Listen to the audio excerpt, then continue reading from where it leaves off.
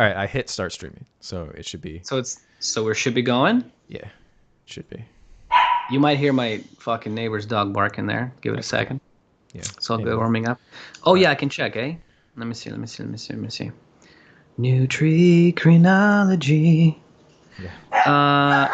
Yeah, dog. Is this episode 5? Yeah. We got it. You fucking got it to work, dude. Yes. Right.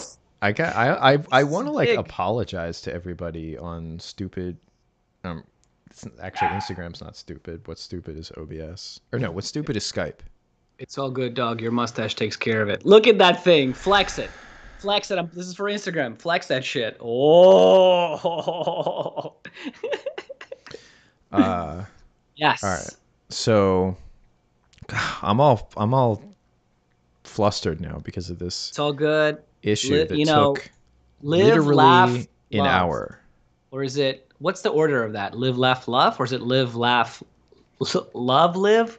I think it's Luftwaffe, love. It's all good. All right, I'm just tagging you here on Instagram, and we're ready to do. Yeah, you go ahead and do that. Live. Oh, yes. Did I say anything stupid while I was filming you there? Turn the light on. Good dog. Your mustache takes care of it. Look at that thing. Flex it. Oh, that's me. Flex it. Okay. Instagram. Flex shit. That sounds really loud. I'm sorry. Go ahead and. All right. We're good. Yes, sir. Oh no. All right. We good. So what's going on? Yeah. So sorry everybody for that. First of all. Yes, sir. Well, whatever. I'm not gonna throw you under the bus. What did I do? No, yeah. I mean, you just had your regular little bit late, and then on top of that, we had this super late. My bad. No, it's true. I was late today, dude. I've been. It's been rough for me a couple of weeks here, but I'm back, making it happen. Yeah, look who's back. Kyle, back again. Back again. Somebody has another Agenus question. So, so you have your notes, right? I mean, you don't have to. You don't have to like. No, but I do have them. I have a little screenshot of them. Great notes. Yeah. I actually printed. I printed a piece of paper here. So, and actually, it is getting a little. Sun's getting real low, big guy. Is it going to be in your eyes, sir? No, I'm gonna turn on my because I have lights, a ring light on, but the actual room light I'm gonna just turn on real quick. Do your thing and not hit. So this thing behind me is really close. Are those your boxing straps that are hanging there, brother? Yeah, I put them there. If I roll them up when they're wet with sweat, they smell like really shit, gross. Dog. You gotta wash them every once in a while. Gotta give Kyle a second here. That was quick. I ain't far. And he's got a BJJ shirt on. Damn. Kyle is all about the MMA today. Oh shit. Did you hear me? Nope. Did you hear me or not? Not at all. I was saying, and you got a BJJ shirt on. You're all about the MMAs today, my friend. I'm mixing my martial arts today. He's mixing the martial arts today. Shaken, man. Not stirred. Yes, sir. There's a few questions already. Yes. Who annoys you guys more out of the Instagram personalities? Paul, Carnivore Aurelius, or Liver King? You start. Well, Liver King is becoming the new. He's just like so fresh, right? Because those two have been like annoying me for like a long time. Liver King is just so, I don't know. Liver King is almost like, I feel like he doesn't take himself seriously. You know what I mean? Like I feel like he's like, I do get that vibe. Like he just lost his fucking, there's a account that I follow that just basically makes fun of him. One of those like shit posting accounts. But they posted a picture of him from like 3-4 years ago where he's like a lot leaner and he looks a lot more sane. Did you see that picture? Like he looks like his visibly, face looks like long kind of, and he has like a t-shirt on. And, yeah, he looks like a normal person kind of. And now he's just like every day, good morning, primals, right? And it's just like, holy fuck, this guy. So I don't know. I guess, and Carnivore Aurelius, the thing with him is that he never shows his face, right? Although he does show his like weird looking hands and because his account is half run by a girl, which was discovered. I mean, He said it's like his assistant or something, but yeah, his account is not just his account is like a small business, which is the same thing with Paul's. Right. Like It's just Paul. Yeah. If somebody posts something on his Instagram, it's not necessarily Paul Saladino doing that, Does that annoy you, or is it just me? It annoys the fuck out of me. Those people that do the pictures of them like shirtless, but like they have their face blurred and shit. And you never know who they are. Like the soul bras kind of guys. It's just fucking gay. That stuff. Okay, so because he's kind of like a right wing political thing as well as the nutrition and lifestyle. Soul bra? No, I mean, yeah. Soul really? bra. Oh, okay. So it goes. It goes like, let's say like all the way to the right. Roughly. Like okay. the golden one, Marcus Fallen, might be considered, the most political of the lift bro, like lifestyle, healthy, like return to nature type content creators or whatever. Mm-hmm. To the point where actually his politics is a little bit more than, but he's also, strangely, he's probably like the biggest and strongest guy of the bunch, mm-hmm. and has done like MMA fights and stuff. Anyway, and then Soul Bra, I think, and who else? Did you say anybody else other than Carnivore Aurelius? No, I just said those type of dudes like Soul Bra. I don't know many of them. I see them every once in a while on Twitter, like when they're they're like political people. They're like the kind of people that would post memes about like, I will not eat the bugs and live in the pod and. Oh yeah. Oh, you call that political people? Oh, I didn't know that. Well, that's a political message.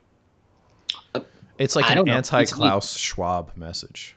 Okay. Yeah. Like the alpacas running in the fucking free roaming range and whatnot, right? Yeah. Okay. The wheat fields. The wheat. Yeah. Which is funny because they kind of can't participate in the wheat fields on account of the carnivore and gluten issue. Well, like the funny thing about those guys, like they've never like they would know how to grow a tomato like for 100%. Like they've never been. Some of them, yeah. No, bro. Like Soul Bra, you think he fucking knows how to like raise a chicken? I don't know anything. That's the problem. So okay, and that is a problem. I think is the most annoying. Mm-hmm. I'm sorry, I took us on a tangent as usual. I agree with you that Liver King seems to be almost self-harming with the level of LARPing that he's done. He's like done. Actually, it was in there was a movie recently with Bradley Cooper, the Nightmare Alley, where he circus plays. One? Yeah. You watched it all the way through? Yeah. In theaters. God. Dude, yeah, it drags in the middle, but the ending is good and the beginning is good. But I will also beginning is good, and then it just got so fucking yes, boring. Yes, it does. But it has a really good payoff at the end. Anyway, do you remember the part where the older guy that teaches him how to do the mentalist act says you can't, if you start believing in your thing, then you're you're lost. He has a word for it, like your eye is like you get lost in something. So sure. I feel like some of these content creators, like a Liver King type, believes his mentalism. Yeah. I mean, Paul does to a certain degree too, probably, right? But I feel like Paul just has an annoying face. It's like Aurelius, I can't see his face, so I don't know what he looks like. Liver King is just like fucking, he's out there, and Paul just has an annoying face. And he posted another one today with his fucking coked out eyes. Like he just did like a fucking line of meth, and he's just like, you guys, his fucking red eyes. It's really a bad look, everything he does. And it amazes me that you can open up the comments and there's 1,000 people that are like, love this. Yep. So anyway, I'm not sure I can say which one annoys me more. I'm going to say Paul Saladino. See, because he's got the MD credentials, which elevates it to a level of seriousness. But then Carnivore Aurelius is also tarnishing the name of... Dude, by the way, I just saw the other day he posted something about like, I've rethought I've been recently thinking that maybe cast iron pans aren't so good for you because of the iron. And I was like, no, you haven't. You just read some Ray Pete article again, and you fucking literally, you didn't think any of this. It's That's just what I so mean. funny to me. The way you just said that is a good way to put it, because I find that it's hard to explain to people how these guys are fake. And Yeah. it's how they verbalize. They're like, you as if, you know, I had a thought. And it's Right, like, no, because you it's like had it's zero. It's exactly 0% of that, right? yeah, It's you just him. had I went on somebody else's website or heard it in a podcast, or, you Yeah, know, that's yeah. where your thought came from. And then people would say, oh, well, you take the, you know, you didn't come up with, no, I didn't come up with everything I've ever said, Right. but I am constantly referencing, you know, whether it's Ray or whoever. And the way I talk about it, I don't talk about it like it's some, Yes. oh, I had this thought, you know. And if I do say that, then it is an original thought, which Yes. I have had. How about you've had experience with some of these things too, right? That's what I'm saying. Like this guy, like he just read this thing about cast iron pans. He's never tried using whatever, not using iron pans and testing his iron levels or something Hmm. like that. You know what I mean? Same thing goes with exercise when people are like, "Oh, this one is the best." And you've never like, did you try doing that exercise for like 2 years or something? Like, like you said, it's really the way that they're talking about it almost for me more than fucking anything Yeah, else. yeah, yeah, yeah. Yeah, because and they kind of have to do it that way because they have to market themselves as some type of expert. So they have to use Yeah. certain phrases. And that's Hmm. really what makes them, more than almost anything else, bullshit artists, is the way that they're spinning it, which is how the news lies. I mean, the news very rarely just lies about something, Hmm. but it's how they present it, or they'll present one thing but not something else that would make that one thing seem way different. And Hmm. that's how these guys do it. They do the same exact thing that you know, I mean, I don't want to mention current topics, but like there's you could just turn on the Well, news I mean, and I could. I mean, I don't want to bring the Russia thing up because you can't even say Russia right now. But like, yeah, but it's when they have like an interview of like this fucking top Putin expert says, and it's like some random fuck you've never seen before. You're like, who is this expert? What are you right. talking? Like, they just literally just pulled some guy from the street. Like it could be a homeless dude. Like you don't know. He just looks weird. You're like, who is this expert guy? What are you talking about? So. Right. Uh, Yeah, right. they're sort of that type of experts. I've been recently thinking about not using iron pants. What do you guys think? I don't know. There's an Ogenus question. Mm. What can be said of Ogenus's claims regarding fat particles changing in size and digestibility when heated, and the superiority of raw fat? What I'll say is, I don't think that. Okay, so when you homogenize dairy, Hmm. it breaks up the fat into smaller, because it, before that happens, something happens with the homogenization process, and it doesn't require pasteurization to do this, but I think pasteurization helps it along, which allows you to smash up the fat globules that will come together and form cream, like if Uh-huh. you get like that cream top,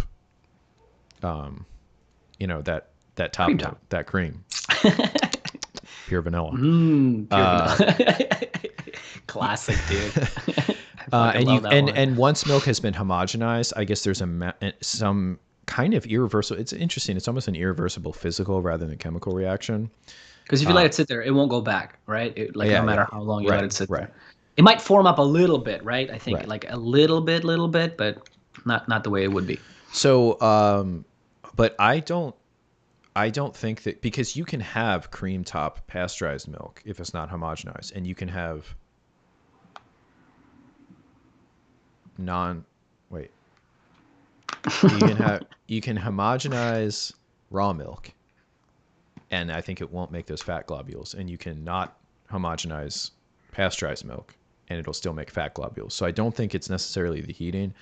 But I will say, when I used to eat a ton of animal fat, I would the main when I was mostly raw carnivore, the main meal that I would have 2 or 3 times a day, it was like my regular thing for years, was stew meat. So it's just like the cheapest meat possible, just crappy Hmm. cuts of meat. And I would cut them really, really small, because there'd be all kinds of stringy. Dude, you're a fucking legend for eating stew mint like that. I can't believe you did that shit. And I would pulse it in a food processor with suet, with kind of like an equal volume of suet. So there'd be a ton of fat in there.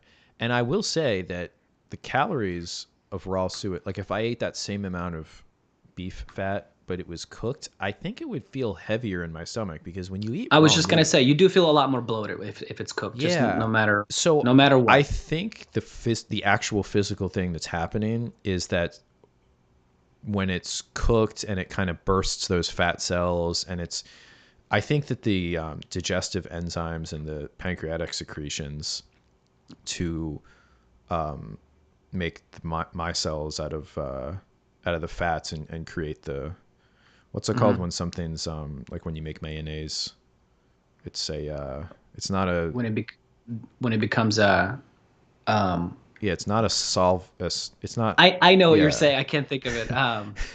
that process, it's like a culinary term too. Yeah. That process I can't. is, I think, inhibited when you like kind of concentrate the fat, and heating allows you to do that, because it bursts the fat, and then like I'm super sensitive to it with chicken. Like I remember trying some raw chicken, which I fucking did not a lot because it's still disgusting, raw chicken. Stop it. But and like versus if you cook some raw chicken, I feel a lot, like I feel really bloated actually if I eat like chicken with the skin and a lot of it. I don't know if it's just me being sensitive to chicken and whatnot, but yeah, I feel bloated as fuck. Like if I cook chicken and like crispy up the skin. I like it, but I can't eat a lot of it because I feel fucking bloated. Yeah, whereas with like steak and beef, I mean, even if I cook it, and eat a lot of whatever, I feel better. Just that's the thing I noticed a long time ago. Emulsification.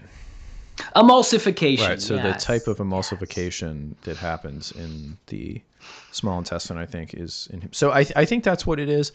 Maybe there's, I mean, Ogenus is the kind of dude that often he kind of flies off with says some shit, crazy explanations of things that have a sort of physical basis. Somebody asked about the guests on Paul's podcast. Yeah. So the thing that actually, it's not so much, which guy annoys you the most, but there's things that happen that annoy me the most. And I think the worst thing in terms of just getting annoyed is when Paul Saladino, like when he was on More Plates, More Dates, or when he had George St. Pierre. I didn't see any of that. Okay. I did see some of the George St. Pierre. Well, I don't watch it because I can't handle it. Yeah, physically do it. Because living in a world where a guy that fake has access to people that are substantially less fake or not fake at all. Yeah, the George one hurt, huh, bro? The George one hurt you. Well, that guy is kind of a nimbo. I mean, he's smart for a fighter, but yeah, well, I mean, his recent blonde haircut and all that he kind of says looks like he's going through a bit of a midlife crisis, but yeah, 100%. He's like building a house right now. I think there was some girl shit involved back in the day. I think that's why he went quiet there when he retired. I think it was some fucked up shit happened. Yeah, I heard something about that. But that's just my guess. I mean, because his parents are alive, so it's got to be that. There's only a few things that can take you out like that. But it's true. Yeah, so it's just, so that's really what bothers me, and I'm sure that Paul Saladino has had, because these people now, George St. Pierre is a little different because he doesn't need to build up any kind of following because he has a following from something totally unrelated.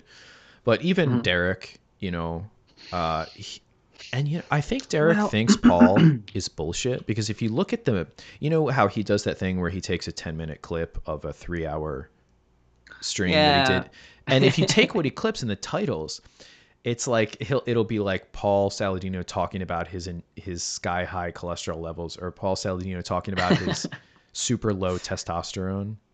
Yeah, and it almost seems like that's because I think he doesn't want to burn bridges, Derek.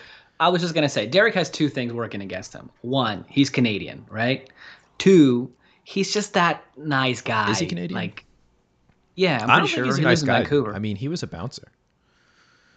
Well, but he's his personality, or at least the personality that he puts out when he's interviewing people Well, or yeah, talking it's to just people. it's He purely doesn't. He's just not gonna because it's a start some career. shit Yeah, with people. because it's just part of Yeah, that's what his. I'm saying. So it's like just being kind of a. I mean, I've never seen him like really go off the rails on anyone, even like the fake natties. I've never seen him go like, you know what, dude, you're fucking full of shit. I mean, maybe I've just missed some of that. You know, I Yeah, don't no, no, like no, no. watch You're him right. I'm just religiously. saying. But I'm just saying the way he calls people out, it's always like, I don't know, dude, right? Yeah, I don't know. yeah, I mean, it could be that you gained 40 pounds of muscle in 2 months, but it could not be. You know what I right. mean, dude? It's always like that, So right? that's what I think. That's what I think he's doing with Paul, but it still is annoying because he kind of commiserates with these people, even if they're like he can do the kind of thing where he'll be talking to somebody, right? And say he's talking to somebody like remember that British guy, Matt Loves Fitness, I think, or Matt. He's a pretty popular YouTube account. Really aesthetically pleasing physique. He Not used to sure. be a long jump guy when he was in college, and then he had some sort of spinal injury, switched to bodybuilding. Pretty obviously takes something, and it's like Maddie Loves Fitness, or I think it's Matt. Anyway, he's got an English Okay. accent, kind of like a Cockney, like a blue collar type English accent. Cool Mm-hmm. personality. He's handsome and everything. So anyway, he's been saying he's natty forever, and people are like, no. And he went and did Derek's thing, and I think he was trying to explain his blood work because you know what they do is they eventually get trolled into doing blood work, and Mm-hmm. something comes up that's a real red flag, and then they're on somebody's podcast trying to explain it, and they look really really Always. bad.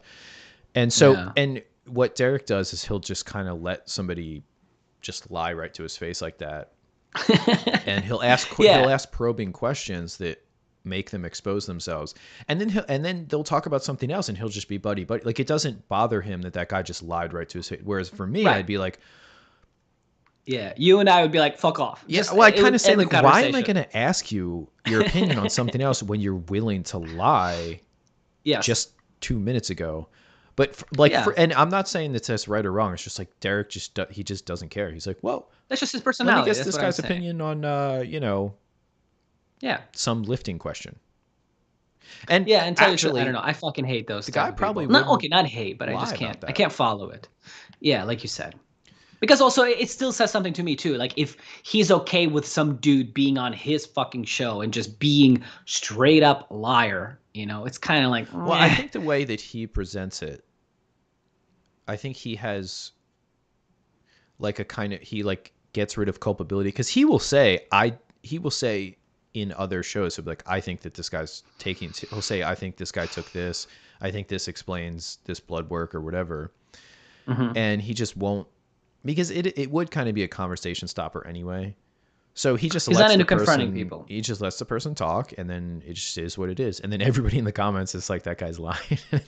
Nobody's really tricked, it's just like the million normie followers that some of these people have that don't Yeah. even know about like more plates, more dates, or any of these other accounts that anyway. Mhm. So I guess I would say Paul Saladino. I don't know.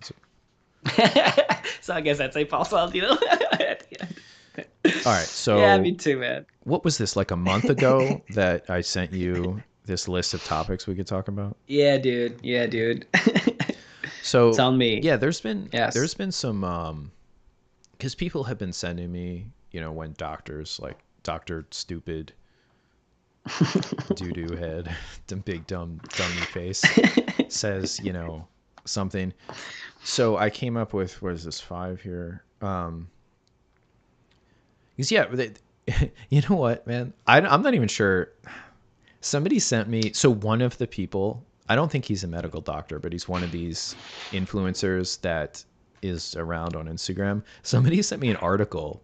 It's from like a couple of years ago, maybe even 4 years ago, that this guy was called out as being a sex pest. Like that in these, A sex pest? yeah, that's a guy that sort of, it's a common term with Literally like a sex pest. like Okay, like I've just never heard that before. podcasters. Like say there's a Oh. real beta podcaster who has who just has women around because he's a popular podcaster, and then he's real creepy and tries to get with them, and they like shut him down, and they do it like in a creepy way, like Starfucker, we call that in LA. Yeah, trying to get with somebody who's well, no, famous. no, You're no, just no, trying to no. be always around them. No? Okay. They're trying to use their fame to get with normal attractive women. They're just trying to like Oh, okay. So the get with their opposite. Okay, gotcha. groupies, but they're Okay. like, and they're just kind of acting almost like antisocial. And so this guy was, some woman said that she was at one of these, you know, biohacking or whatever type things, and he just walks up and goes like, I think he like walks past her, like brushes past her, and he's like, "Oh, did I touch your?" What, ass? I don't like. Is it gonna like? I don't know what to even say on YouTube or not to say, but he just said, you know, whatever, because I totally would. Like he's like, Whoa. and he's like, oh, I'd really like to, you know, and it's just one. And these things are happening at hotels a lot of the time, you know, like that's what the Hmm. ancestral health. So it's very suggestive if you're like in the lobby of some Yeah, conference to yeah. be like. Anyway, I wasn't sure whether to post that about that guy or not because I mean, women can claim anything, Yep. and I kind of like disbelieve all women, but when it comes to these guys, like it really wouldn't surprise me if, you know, Well, yeah, that shit happens all the time, dude. Come on, of course, 100%. and That's when yeah. guys are willing to bend to the truth and exaggerate things and straight up lie for marketing their online persona, you know, as like a Mhm. content creator, it seems like that's like be a powerful Venn diagram with people that would be way too creepy with women. Mhm. So No, that's happening all the time, bro. So, but you just don't know. You weren't there. What happened specifically with them? yeah. That's all. Uh, Yeah. so essential nutrients. I don't who said this? Who's do you like I don't know. Maybe I did. I mean, it was a thing that I wanted to talk to you about. So I don't know if I brought that one up or not. But yeah, I essential think nutrient. it was that because people will say the only nutrient that's not essential is carbohydrate. Right. I think that You goes want to get around, it? you know. You want to get into that one? Start with that. Yeah, well, that is number one. Okay. Oh, my bad. My bad. So sorry. I'm. Um, and so they'll say carbs aren't essential. Okay, Hmm. and they'll say that because, well, first of all, what does essential mean? So in nutritional science, essential means that it's something that you need and you don't make, which Hmm. it gets a little tricky because it's kind of like, well, do you make enough? Or, you know, it doesn't really speak to optimal or anything like that. It doesn't, Right. Right. Right. s- Is there anything that your body just flat out cannot make? Now, because also it's like, right, because you have a lot of stores of stuff too, right, for many years, and you like you said, you may not be optimal. You may be fucking dying slowly because you don't have enough of this nutrient, but you still have enough of it stored, so you're still kind of using it up, right? But I mean, is there anything that like just flat out well, there's your tons of body stuff. I can? mean, it's like half of the amino Okay, acids, right? That's why they're called right. essential. And Okay. That's what then I kind of wanted. all of the polyunsaturated fatty acids Mm-hmm. is, you know, and The then good old PUFA. vitamin C.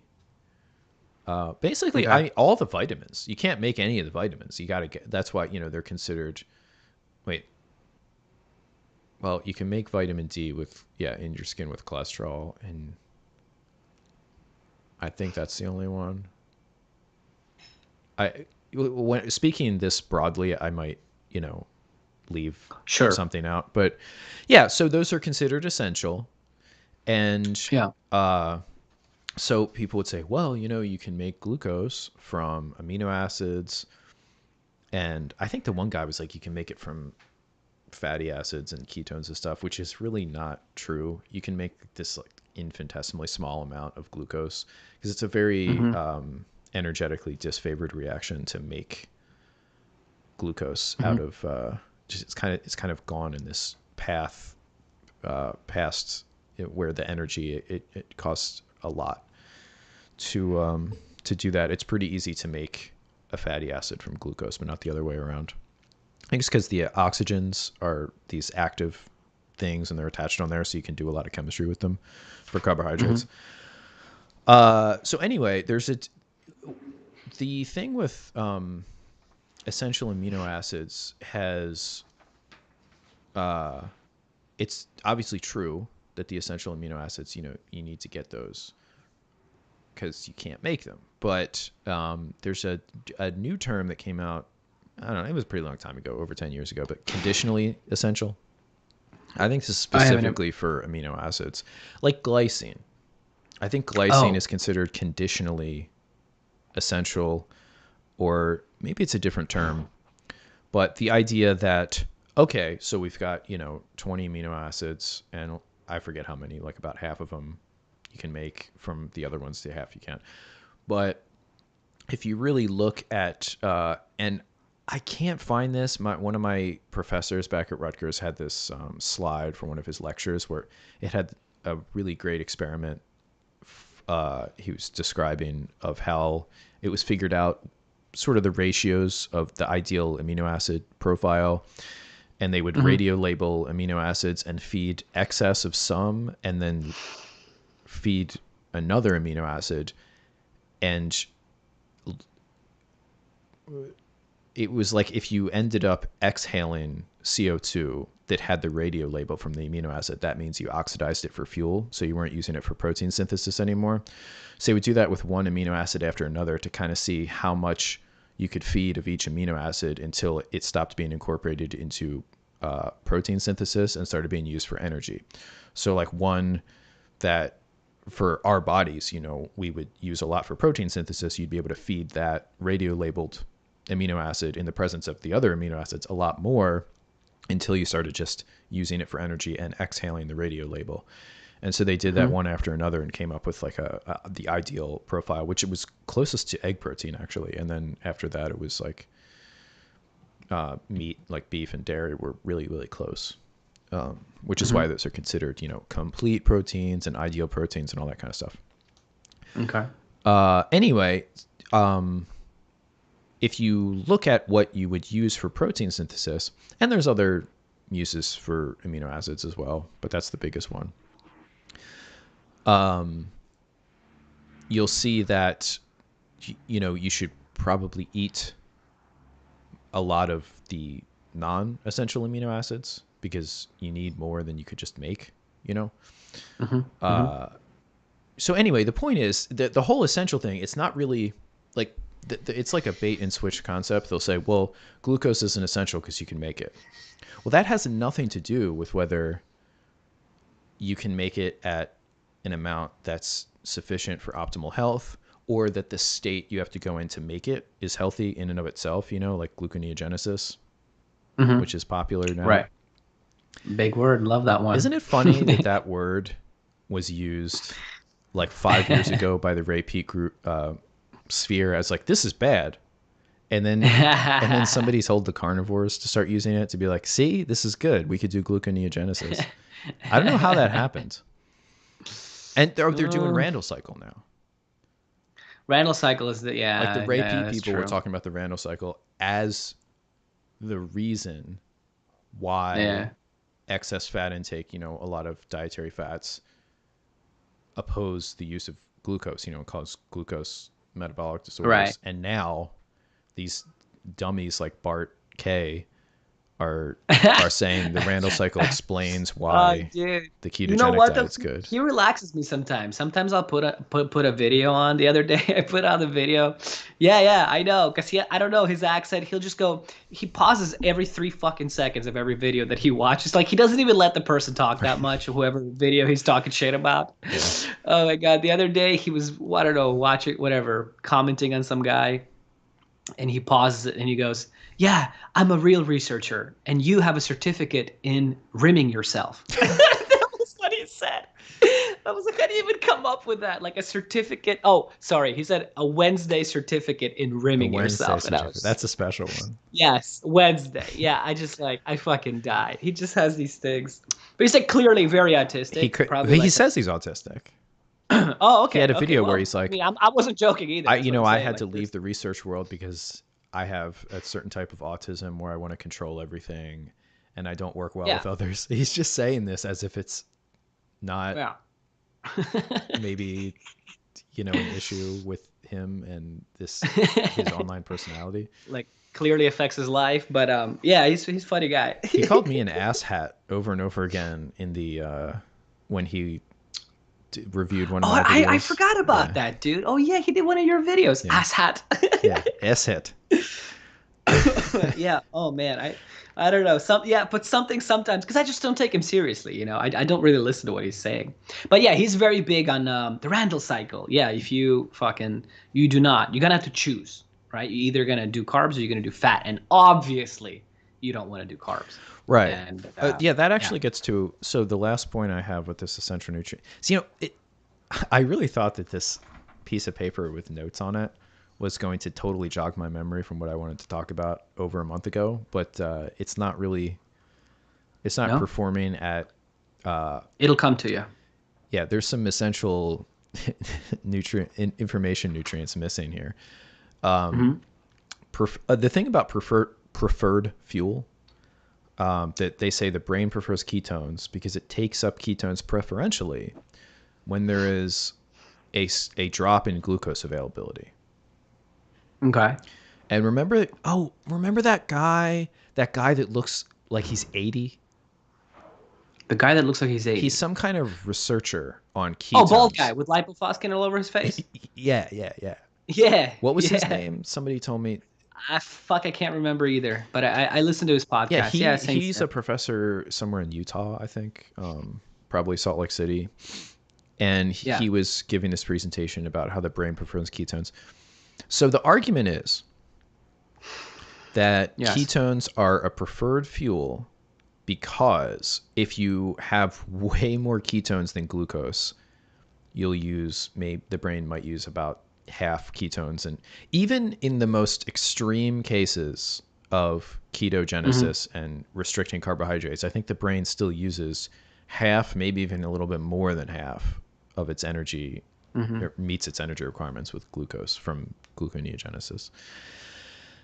So that's that's if you overwhelm the body with fatty acids and completely restrict. Have you ever tried taking those ketone supplements that taste like complete fucking shit? No? Oh my God, they taste awful, bro. Yeah. They taste awful.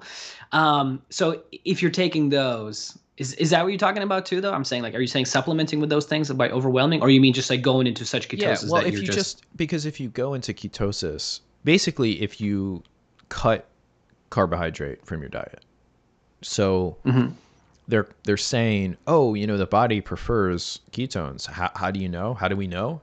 Well, if you completely restrict dietary glucose, the body only supplies about half of the brain's requirements by ripping it out of proteins. And so obviously, and there's like it is 4 funny, millimolar of ketones in your blood, and it uses that for and you're which is also, as Rhonda Patrick. Yeah, and as Rhonda Patrick pointed out, I posted on my wall one time about it, right? That like how fucking hard it is actually to be in true ketosis. All those like low carb kind of like conferences and like you talk about like ancestral health and whatnot.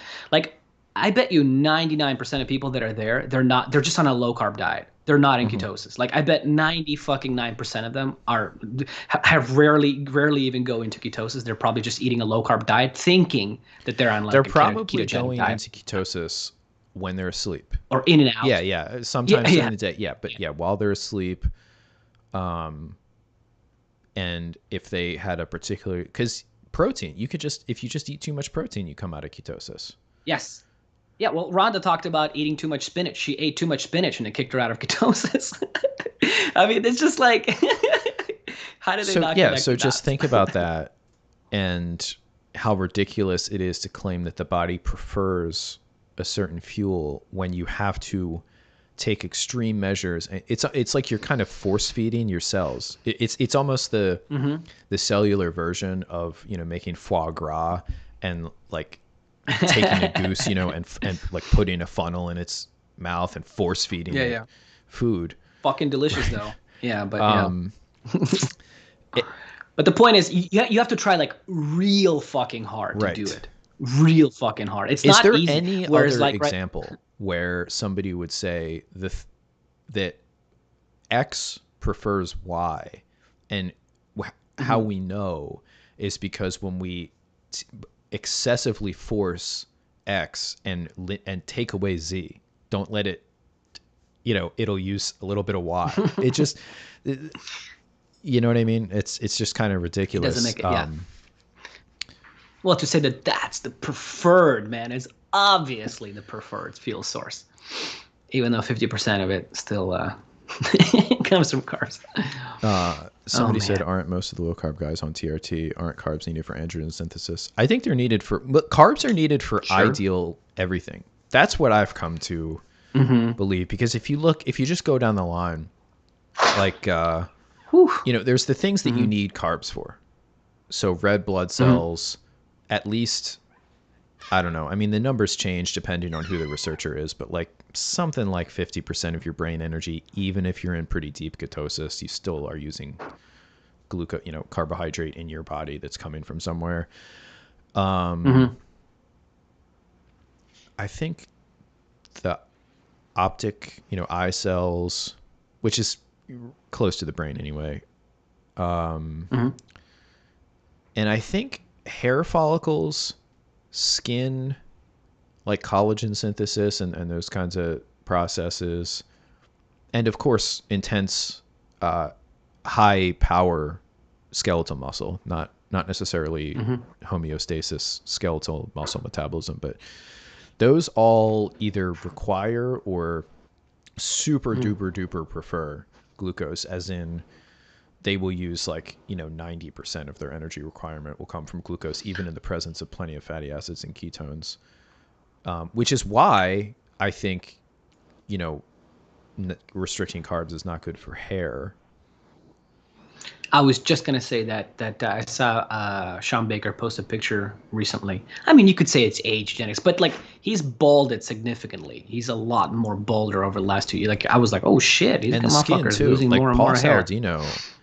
Although he has added carbs back in the past year, but he was on, kind of zero carb-ish for about 2 years. Yeah. And if you look at his videos, and he uses, I mean, if I'm wrong, then I'm wrong and I'm sorry.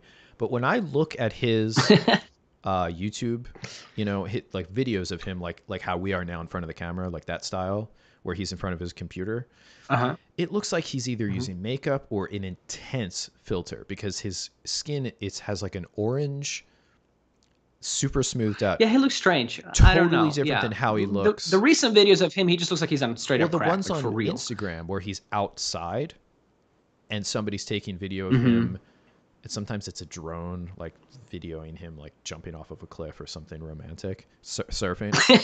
His skin looks awful. It's like night and day. And then that video that you sent where he's telling that guy about the potatoes and the oxalates or whatever. Remember that guy's like, oh, if I eat, it was that guy that had that real big poofy hair. Oh yeah, but that was like a massive forehead, 5 head. No, I'm saying that was like 4 years ago, right? That was like a 2018, 2019. Yeah. I don't know if it was 4, but so something like that, 2 to 3 years ago. His skin looked way better in that, and I'm assuming that wasn't touched up as much because it's like a overhead camera. It doesn't have the same. He just looked like a normal person there. Again, it's just like with Liver King. It just looked like a normal person. A lot more like when he said, oxalates, my man. That one. Oxalates, my man. So these things are related. Because the upkeep of the skin, like androgen production, all of this stuff happens. Androgen production doesn't just happen, like in the testes, although that is where most of it happens, obviously for men. But you need to you can make small amounts of just about anything anywhere, and you can also process, turn testosterone into DHT and stuff in different tissues. So. Carbohydrates, they're conditionally essential. I mean, you're just going to be better conditionally essential. So that's how you would say. Yeah. And they're clearly an essential nutrient in the sense even you could say the same thing about the amino acids, because your body makes them from other amino acids. So if you just eat a diet that for some reason, some crazy scientist just pulls all of the, what's a non-essential amino acid? I guess Beats glycine. Me, bro. If all of that was just taken out of your diet, you would make it from other amino acids. But then that would increase the requirement of the other amino acids, because now whatever you're taking in of them, it's that minus however much was transaminated to give the amino group to make a glycine. Okay, couple questions. First question: have they done? How do we know that these amino acids, so protein, is essential? Have they done experiments where they just kill off mice, just not feeding them the stuff, or what? I'm gonna say yeah, but I've never. I mean, the way that they know they're Like, essential because I'm starting is to just think. the enzymes aren't present to transaminate all of the amino acids. Okay. But why Okay. those are Because I'm actually starting to think about the necessary? whole. I mean, every protein has, if it's bigger than like a couple hundred amino acids, they probably have at least one of each of the amino acids as part of its structure. Like like you can make Because small I'm. peptides that, maybe only use 10 of the amino acids or less. But if you've got a big protein like the polymerase protein to copy your DNA or whatever, big for the cell, they've got dozens and dozens of each amino acid as part of its chain, so if you didn't have one of the amino acids that you couldn't make from the other ones, then you'd get to a point where these proteins, and maybe the body has a sort of system for triage, where like something super important like polymerase would get all the limited one, and you would just like, maybe you wouldn't make any glutathione or something if you were missing one of the, what are the 3 amino acids in that? Whatever. You know what I Okay. mean? I know what you mean. I'm just getting to the repeat kind of thing, right? About the essential, non-essential fats. Then, do you know what I'm saying? The whole. Oh, right. Who were the dudes that did those The experiments? The burrs. dude, the Burrs. Yeah, BURR. yeah, yeah, yeah, yeah. Right. Because again, so was it ever really proven that you do have essential fatty acids or not? Do you know what I'm saying? Some of these things, it's like I love when you you do get that. really in the weeds. I think that there's a decent evidence that they're essential at really small amounts, especially in rodents. I mean, Ray showed basically one study where the normal setup, where Right, they right, limit right. the so-called essential fatty acids, and then they gave extra, I think it was B6, I forget, one of the Bs, and it got rid of the symptoms generally recognized as the essential fatty acid deficiency symptoms. But I haven't seen that replicated, and I don't know. Okay. But there's no like definitive study, right? I'm just saying like, dude did not eat any fat for 3 years and fucking died. So it's not, that simple. Because, like when I was in the low carb kind of world, it was very much so looked at like that. That don't, if you get stranded on a deserted island, if you just have fat and protein, you're going to be fine. But if you just have carbs, I literally had a guru say that to me one time. But if you have carbs and protein and there's no fat, if you're eating, that famous people like to refer to the rabbit kind of diet, right? Because it's so lean, there's no fat in it. You can die Rabbits from, over. Well, no, because that's you get. because of the protein, not because of the. That's because you're. Well, that's the way that they look at it. Is what I'm just saying. Like the low carb, the people that I was kind of associated with, at least. And I know it. I know what you're saying. But the point is that they would say, yeah, but if you have carbs and protein, you're gonna fucking die because fats are essential. Right.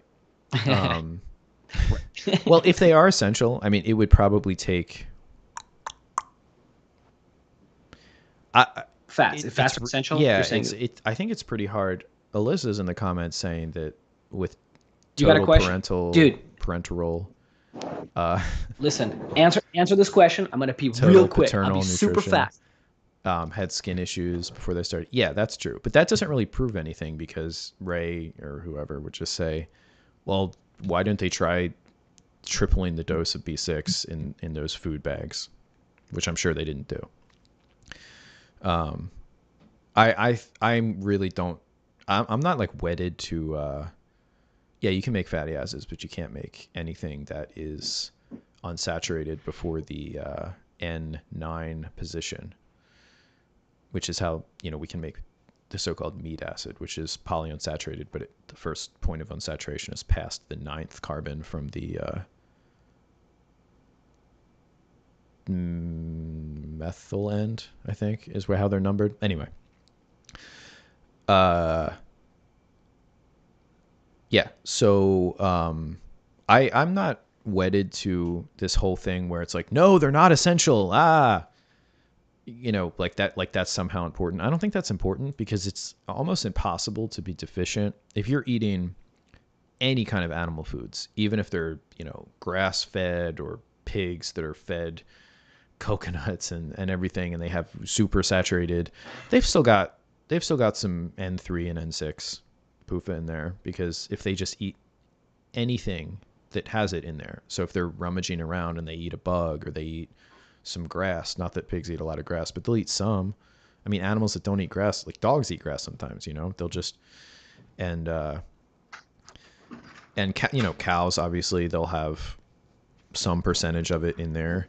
So is it essential? Is it not essential? It doesn't matter. It's kind of like if you had an argument like oxygen's not essential, or, but how would you limit it anyway? It's like, it doesn't matter. I was just saying, I'm not wedded to the idea that the PUFAs aren't essential at small amounts and you can't really avoid them anyway. So it just doesn't matter. The question for me is, should it be like 10% of your caloric intake, which is what it is for people that eat normal diets with, foods that, because they're in plants too, right? You get your PUFAs in plants, so it's kind of like almost impossible to avoid them. Well, right? I mean, if you have to eat the seeds of the plants. They're not really in the plants. Or there's very small fruits amounts. And stuff. Small amounts is, I mean, tiny. I get it. It's not the same as whatever meat and stuff.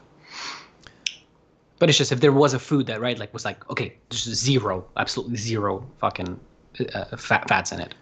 Well, I mean, if you just ate starch and sugar and all that, and then, you would have to eat processed protein, because, yeah, you could basically any food that has a protein in it, either from an animal or a plant, probably has at least some fat in it. Trying to think. I mean, people would say, oh, this or that animal is super lean. But still, when you get down to it, like some single-digit % of its tissues are going to be, fats. Anyway, so the second thing I got here is about the whole hormesis and eustress. I wrote a new note today, which, isn't it funny that these people, they really get, one of the ways, that, because I don't really like to say, oh, this is definitely, like with the essential fats thing, it's like, I don't know, it doesn't really stick in my craw if, well, you're a smart man. If these things are essential or not. It's much easier. But what gets me, and when I know that something isn't true, is when somebody kind of flips their explanation for it. So like, they'll say, oh, sugar causes stress. Sugar causes inflammation. Sugar, your body prefers to use depletes fats, your minerals, right? Was the recent one. And they'll be like, oh, it puts your body into so much stress. Like that guy today, or yesterday, he's kind of saying all this stuff like sugar's just beating the hell out of your body. It's like, it's ripping the copper out of your cells. It's giving you insulin resistance. It's giving you inflammation. And then, but what did they used to say? Or I used to run in circles where they would say that actually forcing your body to go through the process of making ketones or to use a lot of fatty acids is a stress that is good, like a eustress or a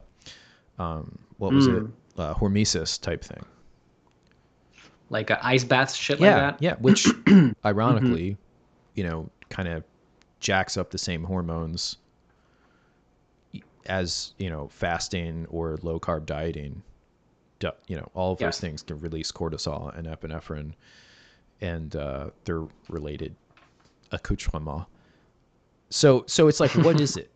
Is it good because it's because they're kind of coming at it? It's kind of like when if you imagine like somebody talking about their religion, and they could kind of just come at it from two ways. Like they'll be like, oh, well, I believe in this because it makes my life good or whatever. But then they'll also be like, oh, like this, it really challenges me to stick to this faith. So that's how I know it's true. You know what I mean? They'll say like two opposing things, and they're kind of just saying, I believe in this thing, and whatever the heck I'm talking about is going to be a reason for why it's correct. And that's how people are talking about. People are talking that way about this stuff. So let's see what I jotted down here. Intermittent fasting, gluconeogenesis, and other things are good because the stress from them makes you stronger. Oh, right. But you got to point out that they would never use the word stress, though, right? They would say, well, they whatever, used to. Hormesis. Well, smart people, maybe. People but guys like Paul Saladino would never say, this stresses out your body and it's good for you. He would say, actually, what is he called? What's the fucking thing that he says it in his ancestral fucking way? Oh, environmental hormesis, I think is what he says, right? Environmental hormesis. I haven't really listened to him that much to get like, I don't know his whole vernacular this month. I think that's what he says when he's like jumping into some fucking. So stress like was Austin. Not. Wait, when I was going to the first AHS that I talked at in 2013, stress was just one conceptual leap from hormesis, which was good. It wasn't until, because I think Ray Peat on the internet took off 2015-ish. That's when it started really, like, Facebook groups and things popping up. And I'll have to give credit to, and I'm not even sure this is good credit or bad credit. It's just credit. Like, Ray and then Danny and all these people, they kind of made stress a bad word again.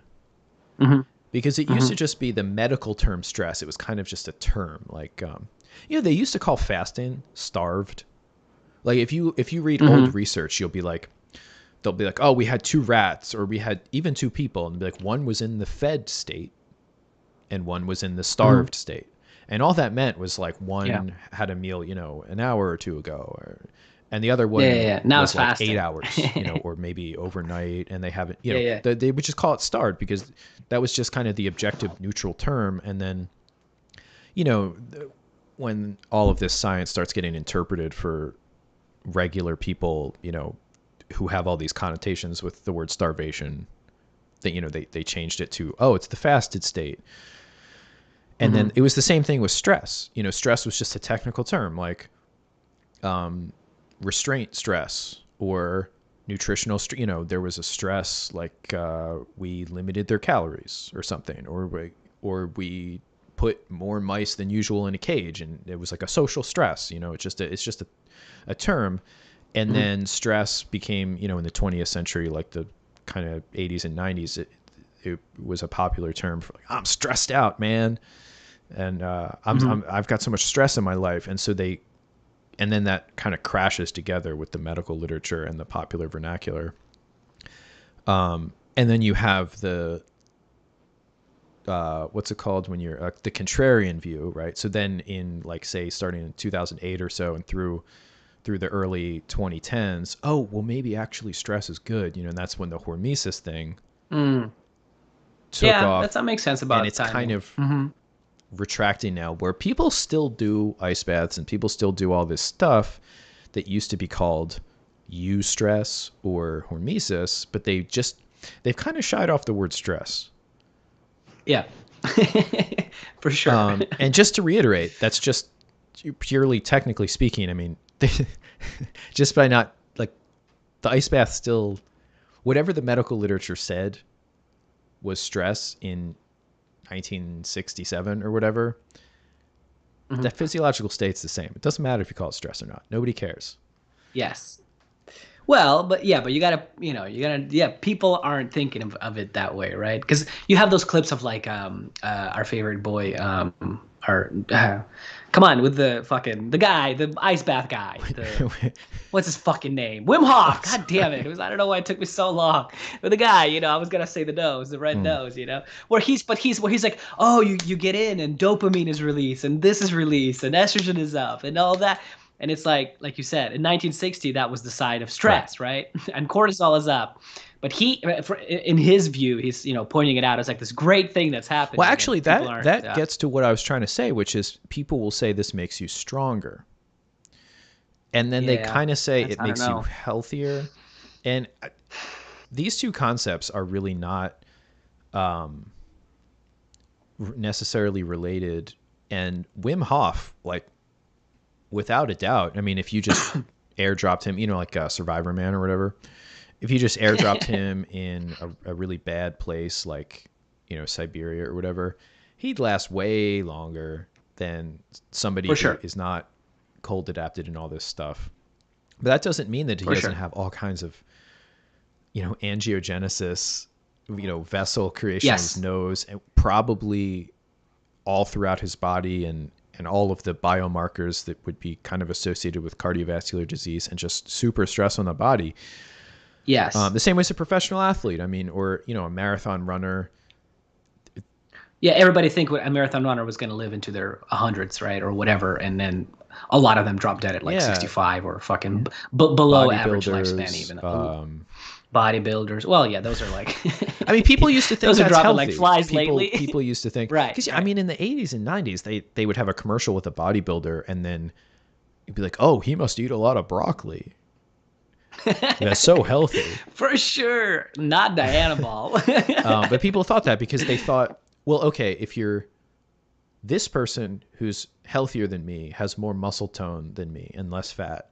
So this guy who's got like no body fat and 100 extra pounds of muscle on him must be just doing more of what this, you know what I mean? Like, whereas it's kind of a totally different. And then you had a lot of those like studies where they say like muscle mass is associated with like longer lifespans, which is like, I don't even know what that really means. It's like, well, it just means that just you're more active, but I mean like how much muscle mass, like you said, like I don't think fucking these bodybuilders that have like excessive amount of muscle mass are, like you said, are doing better. They're not. Right, but there's such a small amount of the population that they would be like the fat tails of like if you had early deaths or whatever and muscle mass, it would be going down because basically people that have less lean mass, it's just kind of their endocrine system's not as good probably compared to people that have a little bit more lean mass per pound of body weight. And then you would see this like kind of like fat tail or whatever, where it's like all the bodybuilders that have enormous amounts of muscle. It just starts with Ziz and Rich Piana, just like that. It's a tail like this. But the point is that, so intermittent fasting or fasting in general and gluconeogenesis, all of these things kind of use the same hormonal pathways. And you can call it stress, you cannot call it stress. It doesn't really matter. But the idea is it long-term healthier to do something that necessarily like Wim Hof, would definitely survive in some type of extreme situation, but that has nothing to do with living a longer and healthier life in a normal lifestyle, just like being a marathon runner or being any kind of endurance athlete, or trying to think of other things that are like stressful and require a lot of intense training that's not just athletics.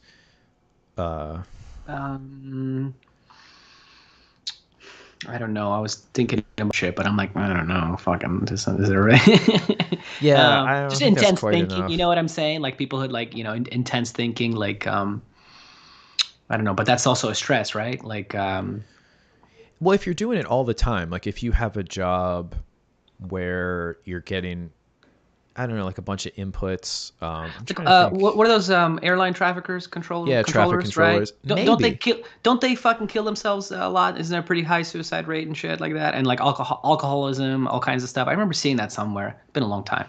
Yeah, well, that one guy from Breaking Bad, with the, with the daughter. Son of a bitch. He didn't kill himself though. He just messed up the flight because he was all sad about his junkie daughter. If only Walt walked in and saved her, but he watched her fucking die. Can you believe that? That was an intense moment. I remember watching that live and I was like, oh. Like Yeah. I was like, fuck, this is heavy. This is heavy. Remember that one? Oh man. Yeah, And yeah, then yeah. Jesse wakes up and just thinks she OD'd. Walt was right there, man. Right there. I mean, And she might have still died anyway. so now so now the question is though, do you think well, you probably do think, but I'm saying, so is there maybe a like a small amount of stress that could be potentially beneficial for a longer, healthier lifespan? You know what I'm saying? Like, because then we get into that like idea of the Ray Peat thing, right? Just sit and just read books for your whole fucking life. Because Well, if not you even that. I mean, you don't want to do experience that it, too much because that's too much linguistic yeah, well, serotonergic lots of activity. calcium, lots of milk in between. I get it. I get it. I mean, you probably have to like look upon fractal patterns outside to lower the serotonergic activity of linguistic. No, but Yeah, yeah. that's Like yeah. if So you could somehow live in this bubble, right, where you just have a straw of orange juice just connected to your face, and you have like milk you're connected really to your stealing my thunder nostril. here with the Am I I have really? like I have an essay on the back burner that it discusses Ooh, all of this. come on, we're all gonna love it anyways, bro. Okay, so yeah, if you have it just like connected to your asshole and you're just like sucking up that Well, calcium. okay, you know what's a good example for if we're gonna space cuck here, Mhm. astronauts Okay, who are near not real. No, I'm who are near kidding. the firmament and under not gravity, okay, Hmm. they get medical problems. Mm. Now everybody knows that they have muscle and bone density atrophy, and it's not surprising, right? Because why would your body, just the same way as if you stopped lifting weights and telling your body, hey, I need you to, you know, be able to lift this load or whatever with this muscle group, that muscle group, and the bone density has to be there and all that, the tendon and ligament Hmm. has to be there. Well, if you just removed your own body weight from your body, Mm. well, it would, you know, your body would further still because it's not being justified the mass of muscle tissue. Okay, but it's not just that; it's like heart problems and all kinds of stuff.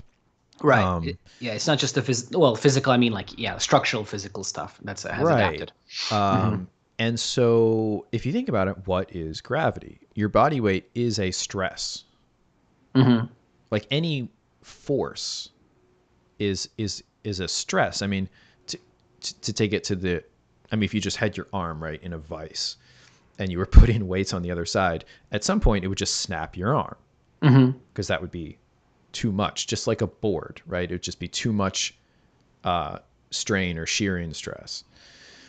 And your body, Robert Becker talks about this in The Body Electric, that the bone is piezoelectric, which Hmm. I think is the same way as food scales work, Hmm. which is just there's a force, and then in food scales there's a a board and electronics and stuff, but in your in a anatomical structure there's nerves and endocrine producing cells that react to the force. Well, first it creates a current, and the current then tells your body to do things. So you're constantly having a force put Hmm. on your body, a Hmm. stress that And pushes that's on that's your just sitting, right, or standing or whatever. Now, if you're walking, that I think it's like 1.5 or something like that. There's like a that graph like in basic fucking, well, maybe I don't know, kinesiology. It's like, and then if you run, it's like triples your body weight and all that stuff. It's like, and if you do oh anything, I'm just saying there's more of that gravity, more of that stuff happening on top of you. The more the more right. active you are, and you don't have to really even be that active. Is what I'm saying, like walking upstairs or whatever. Right. So I would just suggest, as far as stress is concerned, that we, so human beings are not this abstract entity that was just happens to be here. We came from here, Hmm. just like the grass and stuff outside plants, they don't just happen to, like sunlight and water and other things that are available to grow. That Hmm. they like that stuff because it was there, and they Yes. adapted to it. Even though So, evolution is not real, but right. okay, I get what you're saying. All right. Yeah, just to natural select cuck for a little bit. You're a fucking shill. You're a natural selection shill, aren't you, Yeah, Kyle? I'm natural shill acting. Naturally shellacting. So So yeah, so we, I would say there's probably, I don't think it's totally insane to think that maybe once in a while skipping a meal or something like that, maybe Yeah. would be good, or the cold plunge, the sauna, all this stuff. But of course, because people are dumb, they're totally disconnected from their roots and traditional culture and like wisdom on this stuff, and they have to market extreme crap because that's just how it Yeah, yeah, yeah, goes. yeah, yeah. They're gonna fetish, just like with whether it's raw meat or it gets fetishized, it gets Well, like almost with like it, intermittent deified. fasting, like the low carb kind of intermittent faster dudes love saying that, right? That it's like so good for you to skip a meal. And it's like when you look at any, I mean, there's not many of those tribes that still exist, but if you look at any of them, when they wake up, the first thing they do is start thinking about what they're going to eat and Right. go out for food. Like that's all that's on their fucking mind. So, yeah. They're Yeah. not doing it intentionally. You know what I'm saying? They're not waking up. They're like, we're going to Well, then take the guy would 2 hours. say, "Oh, but they do it accidentally, so we have to do it intentionally," and it's just this whole thing.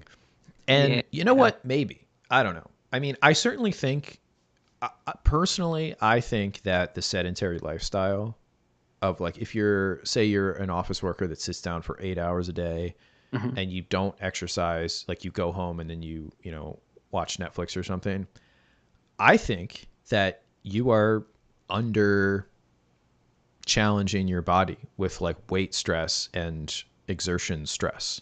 Mhm.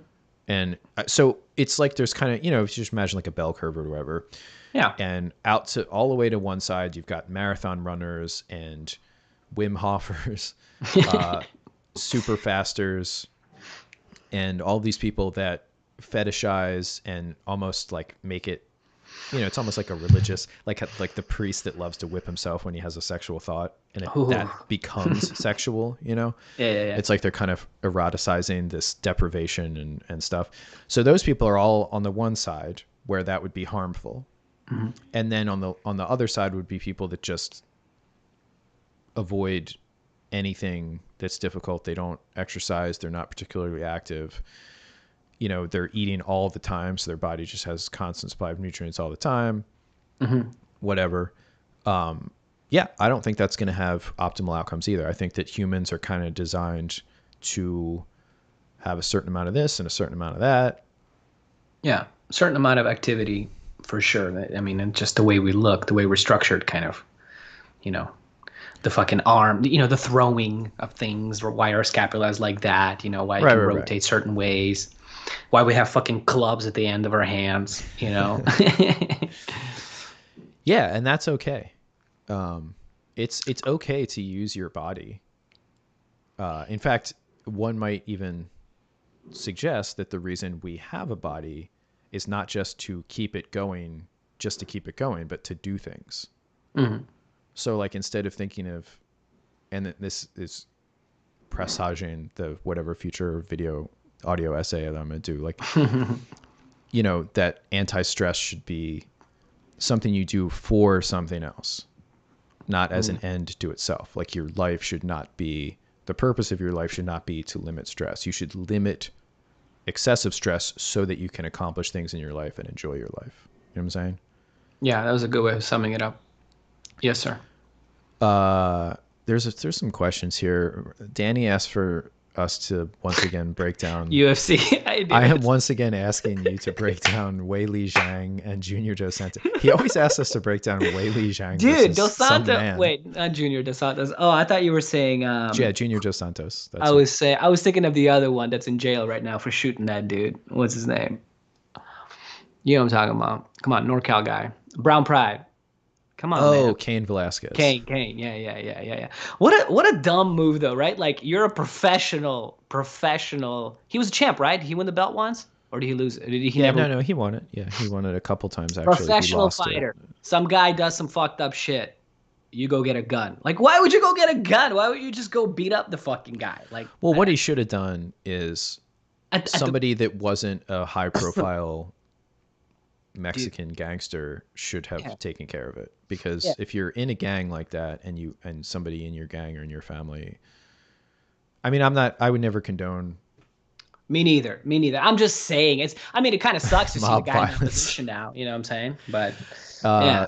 Somebody said sometimes ice baths just feel good to me. Yeah, I mean, Sure. Been there, done that, man. Yeah. so There's anyway, Weili Zhang versus do you remember before Ronda Rousey lost when they were saying how that her one trainer said that she could beat Cain Velasquez, I think, because he was the champ at the time, the heavyweight that champ. she could beat Cain Velasquez? Yeah, there were people like on like Well, I mean, yeah, when she was at her SureDog.com. top, she was like the Grim Reaper, right? Everybody thought that she was like fucking death. They Everybody thought was, that her technique was so good that she could beat, and it was like simply just old school judo stuff, dude. She would just fucking a right. chigata them, fucking armbar, boom, like simple. And even simple. before she lost, I remember seeing a training video of her with the Diaz brothers and what was it, Gilbert Melendez? Yeah, I remember that one. And they were just like throwing her around and yeah. I and mean, taking not her to back. take anything away from the girl, right? Because she was Yeah, talented, yeah. but it was just the women's division. She like kind of invented it, right? It was not even a thing before her, really. Nobody really paid attention. Well, in the UFC, no, but in Strike Force, oh come on, nobody she watches took it. that shit. Dude, I watched every Strike Force. I'm kidding. I know Orlovsky and Fedor. I got you, bro. But Gina Carano. Oh yeah, Gina was whoo. Gina. Yeah, before she beefed up for her Mandalorian that she later got fired from because she compared COVID restrictions to the Holocaust. Yes. Oy vey. Yeah, she was a looker in her fighting days. Yeah. So then when did you watch Did you watch when Holly knocked Ronda out live? I watched that shit live. Of course. Dude, everybody was quiet. Everybody was like, for a second, there was like a split moment of just silence. Nobody could believe it. I felt bad because she looked bad that whole fight. Yeah. And like the second fight too. She was losing every second of that fight. She was just done. Yeah, I don't think that, I'm sure there was other stuff going on, as always is, but, in the background, like, I think she was done. She was like, No, I don't think she was any different. I just think that her striking always sucked. 100%. Agree with you. And that, because you can watch some of her old fights and you can see her getting tagged on the way in. Oh, yeah, she got tagged bad by that Brazilian girl that shit herself when she knocked her out, remember? Yeah. Remember that one? But she got tagged bad. She just didn't get knocked out. She got tagged real bad. Whatever the fuck her name was. Yeah. Remember? Was it Zingano? No, not Zingano. It was some, Budaj to Taj, you know what I mean? I don't fucking remember the name, but yeah. Somebody asked, is what makes a given stimulus a stress, a stress, I guess, to your body is your ability to handle it robustly? I guess so. I mean, it's kind of like you do build up a certain tolerance, though, right? That's the interesting thing, right? How much tolerance do you want to build up? That kind of does become the question eventually. Yes, yeah. There is a point where kind of like those guys that do the hard body like smashing bricks, like real deal. yeah. Like bone remodeling, like in their elbows and other striking points. Kyokushinkai karate guys. But hitting... not just those boards that are easy to break, but like no. That's not boards. They hit like cement, bro. Yes. And they got like knuckles that become like this. They got two giant knuckles. Yeah, so it's like, yeah, you can do that. But then, but then you have. Yeah, but then they can't open their arms. Right. But then, I mean, do you want to play guitar? Knuckles. Do you want to? Yeah. Do you want to finger a girl every once in a while? Like, geez, I mean, how you gonna do that with those giant knuckles? Well, anyway. No offense. I said no offense. All right. Okay. So, yeah, it's unfortunate that this isn't like kind of it would be hard to make this a serious area of study because it requires a subjective eye to look at the human organism and be like, the huge calcium deposits like that you get from doing that kind of training or whatever it is, the angiogenesis all over your body from the stress breathing Wim Hof method. That looks bad. That looks it's a little too much there, bad, fella. And it also looks like it's causing some, just whole body sort of disease markers to go up. Mm-hmm. So it's kind of like each case is different. But I mean, ultimately, you like the body, we die. So you can't really say not like, real. Oh, that person died. Like, haha, they were doing it wrong. Like, Yeah, I don't know, man. I wonder if there how many cases of people with extreme adaptations like that lived, to be centenarians or whatever are there? Because it always seems like it's like the most normal people, right, that are, living the oldest, right? And they have like the most wacky random diets.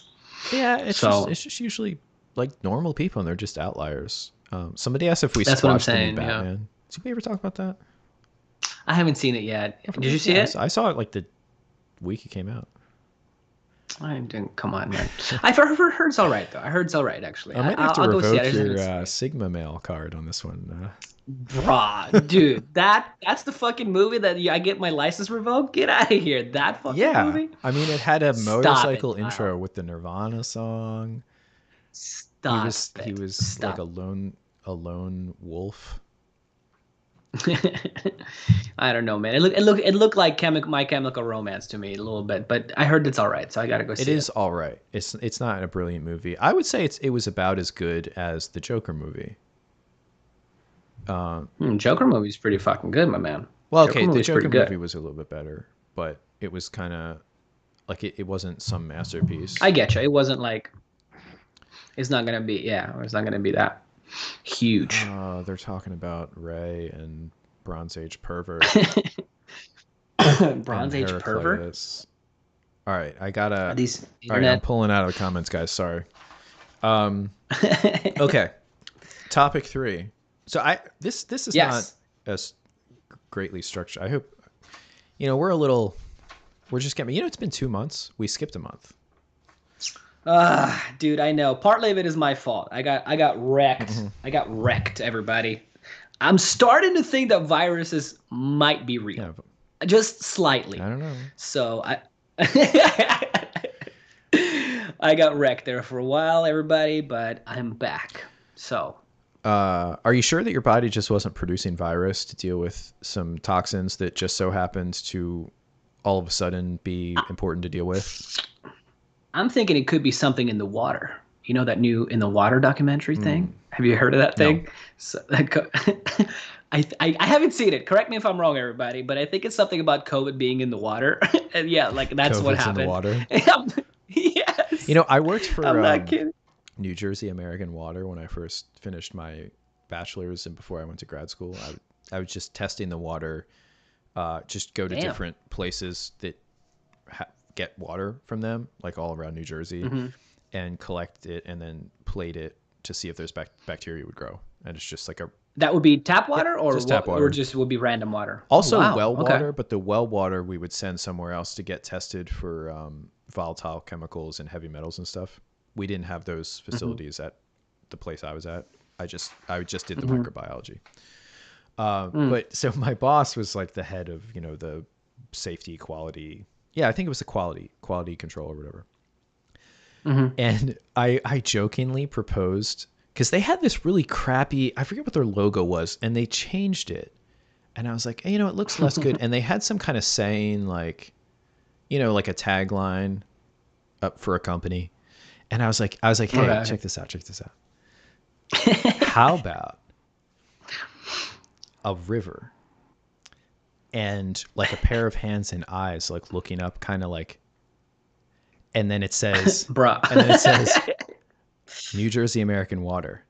There's something in the water. In the water. And she's like, thought I was being serious. And she was like, Yeah. I don't know, Kyle. She had like no sense of humor. Huh? no, she was excessively, actually, she was a product of a previous generation, because she was one of those people that had office decor that, so she was like, she wouldn't want to just assume that I was making a joke, because if I wasn't making a joke, that would be insulting. You know what I'm saying? Oh God, fuck, dude. Thank God I never had to. I've never worked an office job No, in my but life. no, bro. I'm saying Thank God. I missed that, because that was the Oh. new version is, oh, I have to take this person seriously, because what if they're secretly, Serious. sir, and not, and, Yeah. and what if I misgender this person while I think that their suggestion was just a joke and I'm laughing? Like I could. fucking kill myself, bro, if I had to do that work like that. Jesus. But I gotcha. Okay. So anyway, so what there's happened something with in the water was a tagline that I that was it? suggested to New Jersey American Water You son of a in bitch. 2008. So how disgusting is our tap water, or is it okay, or you just don't test it that much for that deep of stuff? No, it has. What would happen is there was an arbitrary cutoff. Like, so you would take the water, and I would take different samples. Like every day, I would have like a map schedule where, on Mondays I would go to, because we would set up a deal. Like, say there's like a Wendy's. We'd say, look, you go to the Wendy's, because you'd want to get points along your distribution line.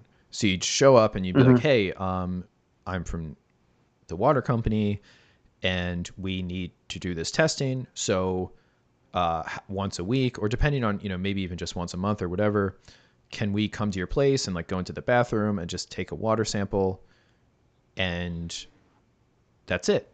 And the benefit is, well, there's not bacteria in your water because we're testing it. So it's like you get a free water test. It's not a comprehensive water test. Right.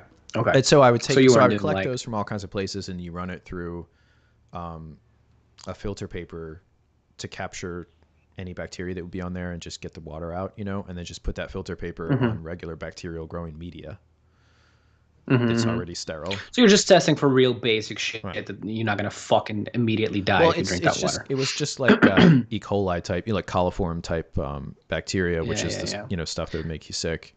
And there was like there was a number you could have. Like you could have like a few colonies in a sample pop up because I don't know, because the water was chlorinated. It's actually interesting. I think that the cutoff, if you had more chlorine in the water, you were allowed to have more bacteria in the water, because the idea is that the chlorine would kill them. It's a kind of a weird. Dude, we're so fucked. I think it's so I actually think, other than like as far as the bacteria is concerned, I don't think that there's much in tap water's not that bad, especially in some places. No, I know. Well, some of the shit they add into it. You don't. I honestly, bro, I don't. That's one of those things where I'm gonna be not real. I don't know if I believe like half this, those studies that you see, all that shit that they're testing. Because like you said, you're testing for real basic shit. Like I want to know, like, you ever been to that website ewg.org? Environmental Working Group. They have like a whole water zip code. You type in your zip code and it'll show you like, all the bullshit that's in there. But even them, like, I'm like, how are you guys getting these numbers and who's testing it? And I don't really know. But basically, any zip code you type in, it's infested with all sorts of shit.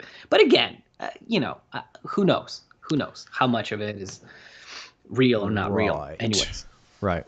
Well, I will say, what's like, it just as a quick aside, people are so worried about, microplastics and stuff in the water. Yeah, the new thing is not to drink tea, I guess, because the tea bags have microplastics. It's like a huge thing on Instagram right now.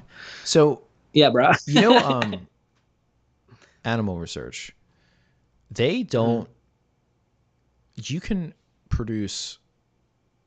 It's different. Humans have a longer life and stuff like that, but they'll use plastic water dispensers for mice and rats, and they'll use like, the tap water, and they'll use all kinds of plastic stuff. And these things will just live for like hundreds of generations. So anyway, I'm just saying, like, if the endocrine disrupting compounds or whatever was actually going to make a substantial amount of people sterile, then if you were a researcher who had, say, mouse colonies that you have to keep up, and they're getting exposed to this stuff just as much or more, because they really don't take a lot of care. Like, these animals, the people that take care of the animals don't give them nice non-leaching plastics for their food and water and all this kind of stuff. They would be having reproductive problems a lot. They would, it would be something where you would be like, oh, only 40% of the mice every generation, kind of like a cull thing, but it's a pretty high, it's pretty rare that mice are like, can't reproduce, and you have to kill a mating pair because they just can't make pups or whatever. Or like the pups are deformed. It'll happen once in a blue moon, but it's not as often as you think. Yeah. It's not as often as you would almost have to think that it would be if you know, just Yeah, I know, environmental. man. I've been through that, like, fucking scared out of my mind of every plastic thing. I mean, I Period. You avoid know. plastic. I'm just saying, like, Yeah, yeah, as much as you can. But don't it's like at stress the same time, yourself like the out people about that it. are really annoying about it with like water bottles and shit. And I'm like, plastic is in your car. You're the steering wheel you touch every day. It's fucking Well, but you're plastic. not eating Like, the steering wheel. yeah, but like it gets absorbed through your skin, bro. It gets I absorbed through mean, your yeah, a skin. Come tiny on. amount. Yeah, but what, like, if you're drinking a brand new water Hmm. bottle, how much of that plastic are you absorbing? Also, not Well, that yeah, not much a lot, either. but If here's like, unless if you like let yeah, it sit in don't the let it sit in sun, the right? sun. And like, Yeah. I get it, and like you spit in it and fucking leave it in there and then drink it again later or whatever. Yeah. So, I so, get so, it. so you're saying that the plastics aren't the problem, it's the vaccines. Absolutely. Yes. Um, okay. Paul Saladino's concept of highly valued Oh. foods Oh, I and forgot we're back foods to that Paul here. are Okay. or are not defended by toxins, plant toxins, as a means of determining what to eat. So I wanted to go over this because, first of all, I think that he just ripped this straight from the pages of like kind of Weston Price ish, you know, type, yeah, like People. paleo type Mhm. stuff. Nutrition. What's that book that a lot of people use with whenever you get into Weston Price? There's always that like, Nutrition and tr- Degeneration. no. It's like traditional Wise Traditions, foods or Sally something like Fallon. that. Yeah, is that the one where it's like a lot of Cookbook, cooking yeah. stuff and she also. Yeah, Yeah. yeah. Is that the Yeah. one? Isn't that No, isn't that where sorry, she talks Nourishing about that? Traditions. Nourishing Yeah. traditions. Yeah, now that's it. That's it. Doesn't she talk about that a bit in that book? From what I remember, Yeah, it's been a yeah, fucking yeah. long time. So first of all, so Paul Saladino will have these stupid Instagram videos where he's like, "Hey, with his like psychopath eyes. His new thing, he like claps at them. He's like, "Carnivore MD Yeah, here." and you ever his body shape, he's getting a growth hormone, and I'm not saying he's taking it. Maybe he's just has too much production because of his diet or whatever, but Just so sexy. he's getting that kind of like his arms look small. He's getting Palumboism because your Yeah, body. He's yeah, got yeah, kind yeah. of small man Palumboism. He's kind of how tall? He's like 5'4" or some shit. How tall is she? He's He's gotta be. He's not not that like he's not a tall short. guy. I mean, I'm not a tall guy, but dude, no, come on. He's got to be like 5'7" tops. He's like 5'8". Whatever. I'm not saying he's All right. short. I'm saying small, as in he doesn't have bodybuilder Palumboism. But I'm saying it like doesn't give him that, like you said. Yeah, I Yeah, think his because he's not a torso tall guy, is it getting makes that him. Teenage Mutant Ninja Turtle thing, and his arms are. If you look over time, I bet if you take a shirtless picture of him from 2 or 3 years ago or whatever, the ratio of his arms to his torso would be much bigger than it is now. It's like he's slowly atrophying. Same thing with Joe Rogan. You can see. Yeah, Joe Rogan looks for real like Donatello or some shit. He Well, he really is does Italian. though. They're both Italian. So I guess maybe that's just like what happens to Wow, Italian men. Yeah, I got you now. They turn into the Ninja Turtles because they're the Renaissance Italian. Donatello. So, okay, so he'll have a table set with his high value foods that cultures all around the world, they go to The trouble. most sought after Yeah, foods from cultures around the world. All right, yeah. right. So to me, he's almost doing like a Paul Jaminet did this with his gourmand or gourmet thing after the paleo stuff, where he was like, just eat stuff that people really liked to eat.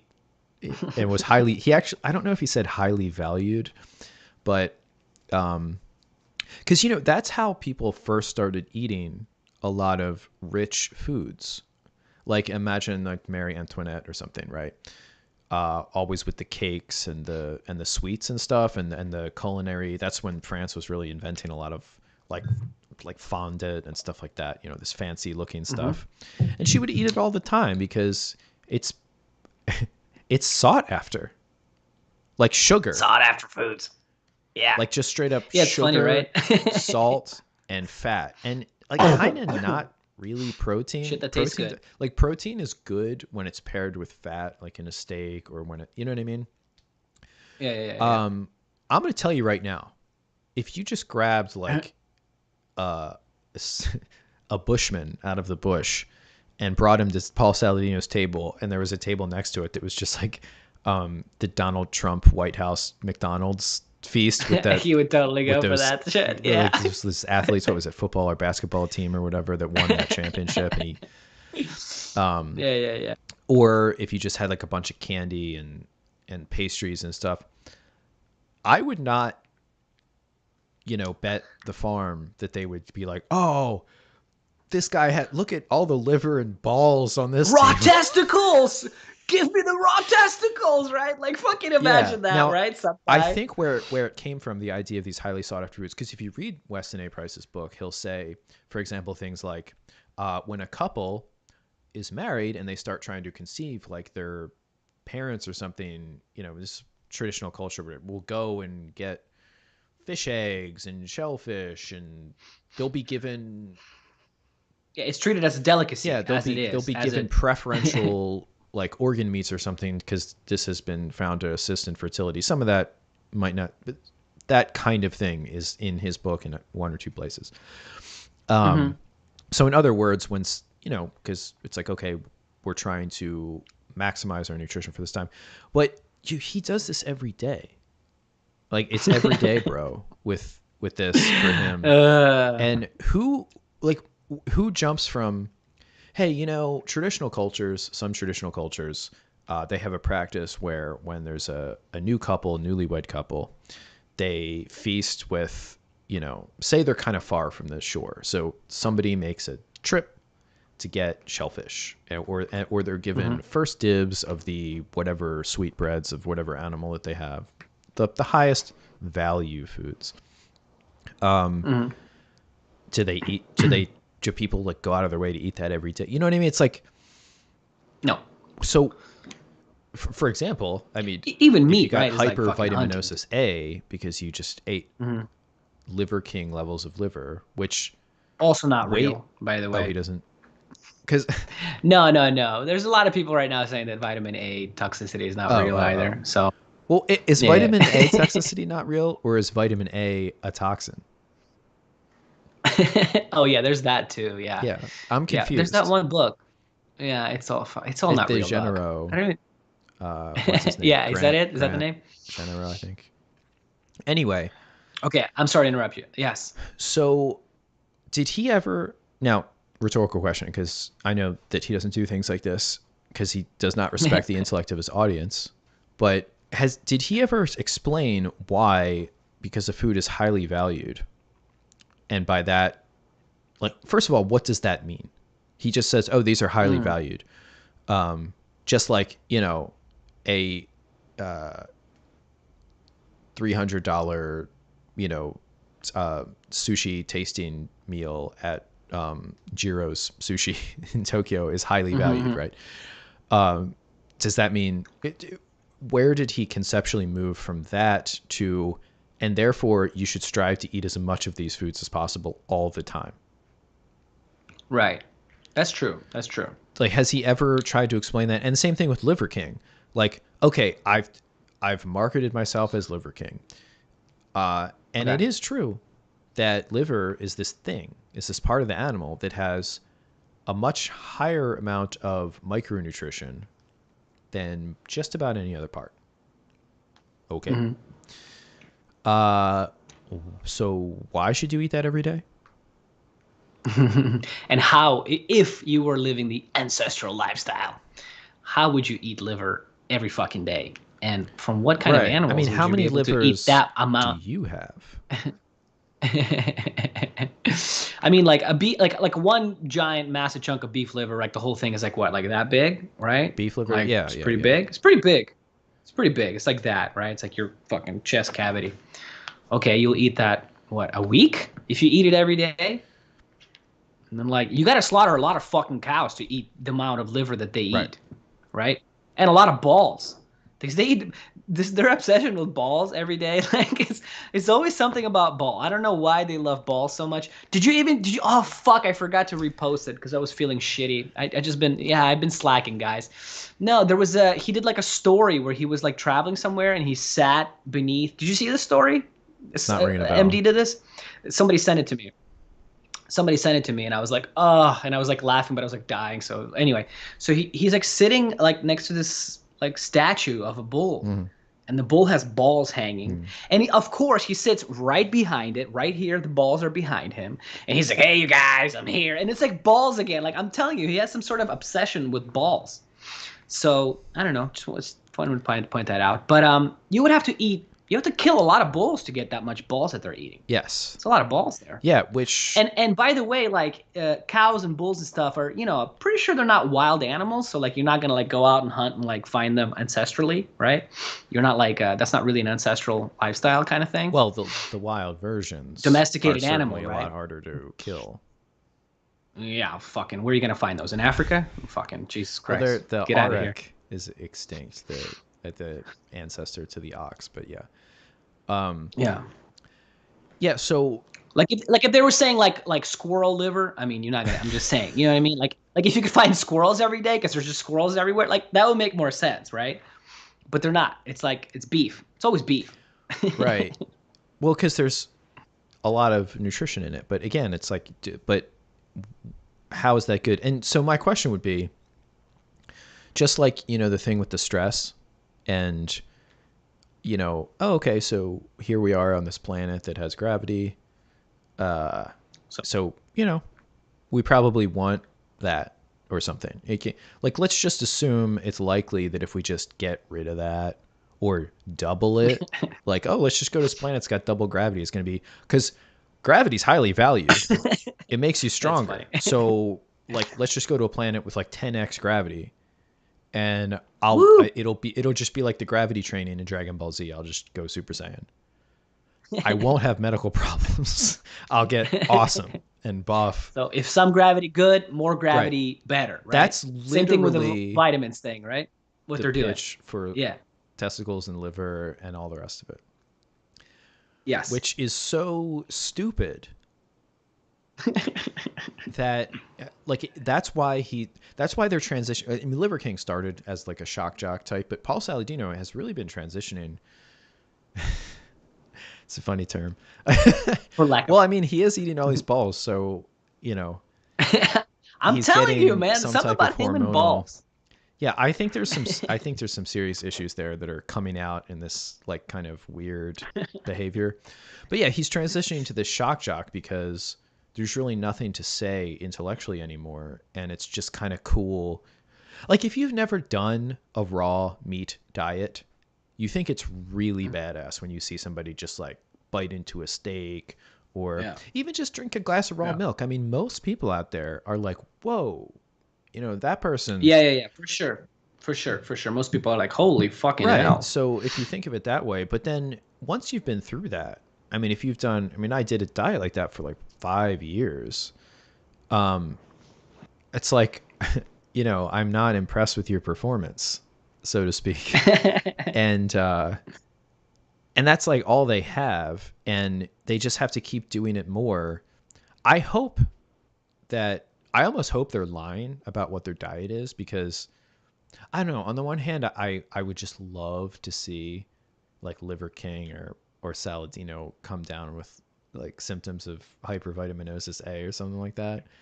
That would just be and then they could talk about Saladino in particular. He could be like, guys, I've been learning, I've been pioneering vitamin A toxicity research, and nobody knew about this before I found out about it. And you can actually eat too much. So guys, the highly valued foods, you just have to eat what would be an ancestrally consistent amount. And I'm bringing this to you as new information. And we all know the amount is this many grams. I figured it out for you guys. Yeah. Right. I don't know, man. Dude, he's living in Costa Rica. Honestly, I mean, I don't know. He's probably going to eat up all their fucking meat supply there, because the amount of food that he's showing that he's eating every day, it's like, this is in Costa Rica, because, it's like mostly fried food and fruits there and shit like that. The average person, and rice and beans. Well, he makes a ton of money, I'm sure. So that's the other thing, is it's like it's a stupid thing because it's not a achievable lifestyle. Even just outside of money, just kind of forget money. They're just like what you were saying with like, you have to kill, you can't eat like if you've got a cow, right, and let's say 5% of its dry weight is liver. I don't know, totally made up number, but not counting bones. Like 5% of its consumable protein. Not that, whatever, you see what I'm saying. Well, if that's 20% of your diet, let's just making up a number here. Well, there's a problem, right? Because now, like, right? So now you have to kill like 4 or 5 times as many cows to have the same, like, not that he just eats liver, but he's overeating it compared to the rest of the animal. He's kind of doing like a heckin' anti-American Indian, because he's not using the whole animal. He's actually only using, it's like... That's true. That's like true. the white man like had T-bone a pile of liver. like the sweetbreads that they weren't using, and they were just eating like the nice steaks. Saladino is just like kind of like Uno reverse card. It's like all the regular meat is sitting off rotting, and he's just eating the nasty bits, so to speak. But it's the same. It's very disrespectful to Tonto and the rest. Tonto and the rest. Oh, and about the chemical defense thing. So, I mean, somebody... Oh my God! Who was I talking to? Bro, that one drives me fucking Richard nuts. Wrangham. Yeah, because it's like, okay, I'm sorry. Go ahead. Was it you that brought up later. Richard Wrangham, the guy that he's in Harvard and with the cooking, the food?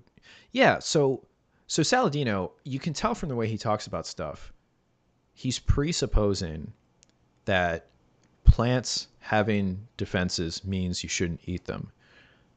But human beings have clearly developed a cultural practice for dealing with many plant defenses, and it's cooking, and in some cases it's drying, soaking in something, like nixtamalizing the corn. Nixtamalization. Yes. Or I like to put a little bit of lime water. Yeah. So like thousands of years go by, people figure that out, right? Over time, because it's like, oh, we're getting pellagra. Hey, look, we stopped getting pellagra. I washed my corn. I washed my masa harina or whatever in this part of the river. It has a lot of limestone, and people figure this stuff out. And animals, like there's a lemur in Madagascar that eats bamboo that has a ton of arsenic in it, and they've developed. They're just highly resistant to. And animals have defenses too. Like most. That's the biggest one, because this philosophy is so fucking retarded. Because if you ever been hunting or even thought about it, it's dumb, right, dude? Well, not just that, but how about animals... the mongoose and the snake? Like mongooses hunt mongoose and snakes, the snake, right? yes. And Paul Saladino would be like, "You fucking retard, you fucking idiot! Don't you know snakes are venomous? They've got a toxic defense system, dumbass. Why don't you just hunt, lizards that don't have that?" But mongooses have, I don't know what the proteins are, but they, have like anti-venom. Essentially, they just produce anti-venom. There's an amount of venom you could give a mongoose that would kill it or hurt it or whatever. And when they get bit, it hurts because locally they'll have the inflammation and stuff from the bite. But when it gets in their circulation, it doesn't shut down their heart like it would to me or you, because they produce anti-venom proteins because they dealt with this issue, because they're, just like we started cooking tubers and nixtamalizing corn. Somebody said, how about the scorpion? So and the have frog? we also made fruits that are bigger, and we've made it, right? Not so nature, not he's the almost doing ancestral this like lifestyle. anti-stress thing, because he's mixing paleo and like Ray Peat. So he's like, hey, eat all the easiest to digest foods that are almost asking you to eat them. Like fruit. Fruit is like the one food that's like, please eat me. They're asking. They're asking for it. Kyle, you can eat me, man. I'm a kiwi. It's their fault. They were asking for it. They shouldn't have smelled so good and looked so good. Them papayas be looking good every once in a while, though, bro. You ever open go one out, up like that down the middle? You go out like that, and you expect not to get, you're asking for it. So it's like this silly thing where it's like, what's not ancestrally consistent? That. His entire diet? Yeah. So I don't even, I wish that I could, come up with the vocabulary that you could give to Paul Saladino fans. You and I are fucking, what's his name in Zoolander? Mugatu. You and I feel like Mugatu. Remember that scene where he's just like, it's the same fucking look. Am I taking crazy pills? I feel like I'm taking crazy crazy pills, right? Like that's how we feel Right. sometimes. Because I get it. Because like you said, we'll go to the comments and it's like, great diet, fucking Yeah. yay, man. Dude, the one that drives me crazy is I love how you're willing to change your mind and learn. Like, so Yeah. they've done it for him. They've actually taken the fact that he didn't know what the hell he was talking about and he led all these people down a bad path with various authoritative statements and then had his own health problems and then changed what he was doing. They've managed to turn that into, oh, you're so open-minded. You know, it's like, Oh, so cool. It's like, yes, imagine yes, if it you were became a like thing. a like you were training somebody and they tear something and this just is happening, and then you tear stuff because you're training a certain way, you're just tearing stuff, and then you steal somebody else's technique for exercising, and now you're lifting properly, and then that's like on you, like you're so great because you're telling everybody to do the wrong thing, they're getting crappy results, you're getting bad results, but you had the the maturity level to steal somebody else's correct information, not Yeah. credit them. Which happens all the time in exercise by science, by the way. Right. Somebody said you Yep. should make a call out video. Yeah. I did. It's literally called On the Gurus and Their Lies, and it has Paul Saladino in the thumbnail.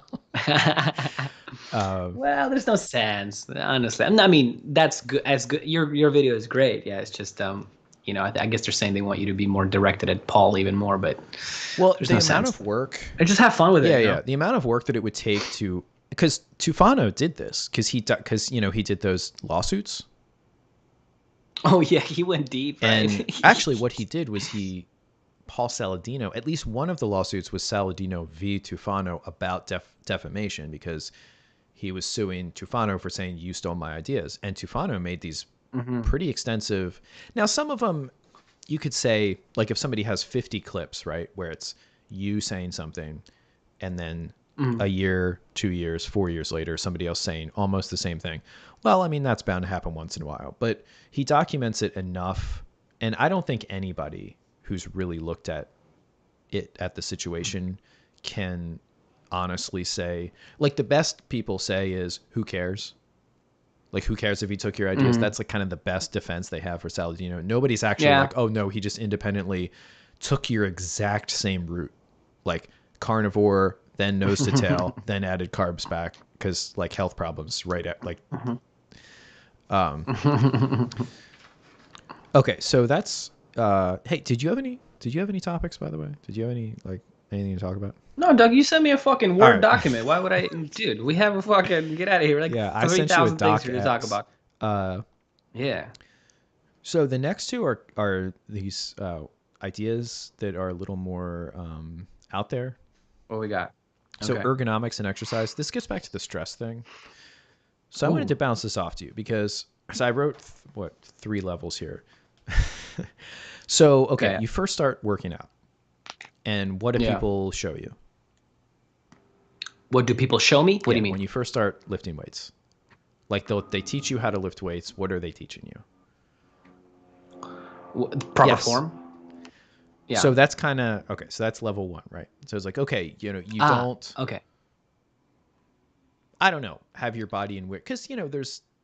I would even say like coordination. You know what I'm saying? Like proper form, but really it just means like, can you coordinate your body enough in such a manner that you can perform this exercise? Because a lot of people that haven't worked out, they look real fucking awkward even if you show them the proper form, right? They're still kind of like things where you if know. you're squatting down to pick up like your phone, you can you can bend, you can round your back, Can you arch your back? you can do all Can you kinds of flatten your stuff. back? But if you no, I'm just saying, if you don't have a load, like you're squatting weight, you can get away with all kinds of natural movements. But when you're lifting weights, you can't. With a load, you don't want to do that. So that's kind of like your first level, okay?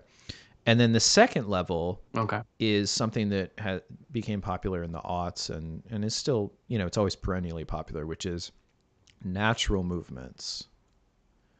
So proper form would be like, proper bench pressing form, like pinch your shoulders and this and that and the other thing. But then there's a whole group of people that are like, well, that movement isn't natural. And you should not wear shoes when you're working out, and you should the sort of functional Yeah, you patterns should do type of functional people, patterns, right? kind of, which took it to the extreme level because there was, I can name you hundreds of people before that went that same route and are still going the same route. There's a lot of people that do like animal flow, Right. they call it, sort of stuff like that, and it's like, yeah, it's like we should crawl and we should climb. Oh, there's even who's the French guy that has a whole MoveNat. Have you ever heard of him? Yeah. MoveNat, Erwin Yeah, yeah, Lecourt. yeah. Yeah, the Francais, the man. Yeah, where that just became his So thing. I would It's say like, that's kind of like the third it's just like, level, the actual functional oh, patterns. okay, So I would say okay. the second level is like, say instead of deadlifting, kettlebell swinging. Something that's more Oh, yeah, functional. that's true. Okay. Well, I was going to say functional. That was the term Yes, that everybody functional used 10, 15 years strength ago. Yeah. was kind of the first thing. Yeah. Where it was like, instead of doing like seated rows, you should do like, like seated rows like a cable machine or a machine. You should do like TRX Right. rows, right? Because it's more Or like natural. picking up, Okay. like a sandbag instead of deadlifting. Because it's true that if you could like deadlift 500 pounds, but you probably can't pick up a 300-pound object. For sure. Yeah. Stone. Yeah. Just like a stone. Yeah. And then, I would say the kind of most sophisticated of this flow towards whatever is the functional patterns, where they actually go like, okay, how is the body designed? Because there's like things where you throw with the one arm and swing the other one back. Those things that they do. Yeah. Yeah, with like a kettlebell. Yeah, and or it's they'll all over the like fucking whip place. themselves with the thing while they're like hopping to, and it looks really good. And I don't want to, because maybe these are good exercises. I would probably have a little bit of trouble doing that in the gym or like outside in a park, because Well, you can't. I don't yeah, like you to, get to look like a fucking retard. So I I'm just don't like gonna. to bring that much attention to myself. But okay, so so I think all this is almost missing, like, and we could also put minimalist shoes somewhere in here, because it's like, hey, shoes, they're not like ergonomic. Basically anything is ergonomic. Probably be level 2, Yeah. honestly, bro. Yeah, level 2. Probably functional, guys. Level 2, probably. That's where maybe level 3, you just go all barefoot, or you get those fucking things that you clamp between your toes, because you're Well, like, level oh, 3 shit, would be man. not like, I want my only do toes you to be not have sweat. shoes, but that are getting in the way, but you actually specifically use your feet a certain way. It would be like, making sure that you blah, blah, blah with the ball of your foot and blah, blah, blah with the heel, whatever. Oh, okay. So like maybe you're arching And your foot. internal Okay. rotation Sure. through the foot and through the hip, whatever. Yeah, although I'll tell you, like, a lot of people talk about it, but honestly, I rarely see people, even the functional pattern type level 3s, kind of, it's just because it's boring. It's not fun to do. So, So you rarely see people do that shit. Yeah. So it seems like what this stuff is, it's moving exercise almost towards this. Well, they'll even say it's almost like constant therapy, because they'll say, oh, well, why should you ever have to rehab from exercise? Shouldn't the exercise itself be good for like your joints and blah, blah, blah. And it's almost like the anti-stress thing, where they're like, the point of the exercise is to kind of nurture your body, which is definitely sort of part of it. But when you're exercising, exercise came from sport. Like, Danny McBride, when he did the baseball show where he's that washed up pitcher. What was the name of the pitcher? It was the Eastbound and Down but show. I know what you're talking about. He's Eastbound and Down. Yeah, there you go. He becomes the teacher when he get the first season. I only watched the first season. And then there's the principal that's dating his ex-girlfriend, and there's a whole weird love triangle.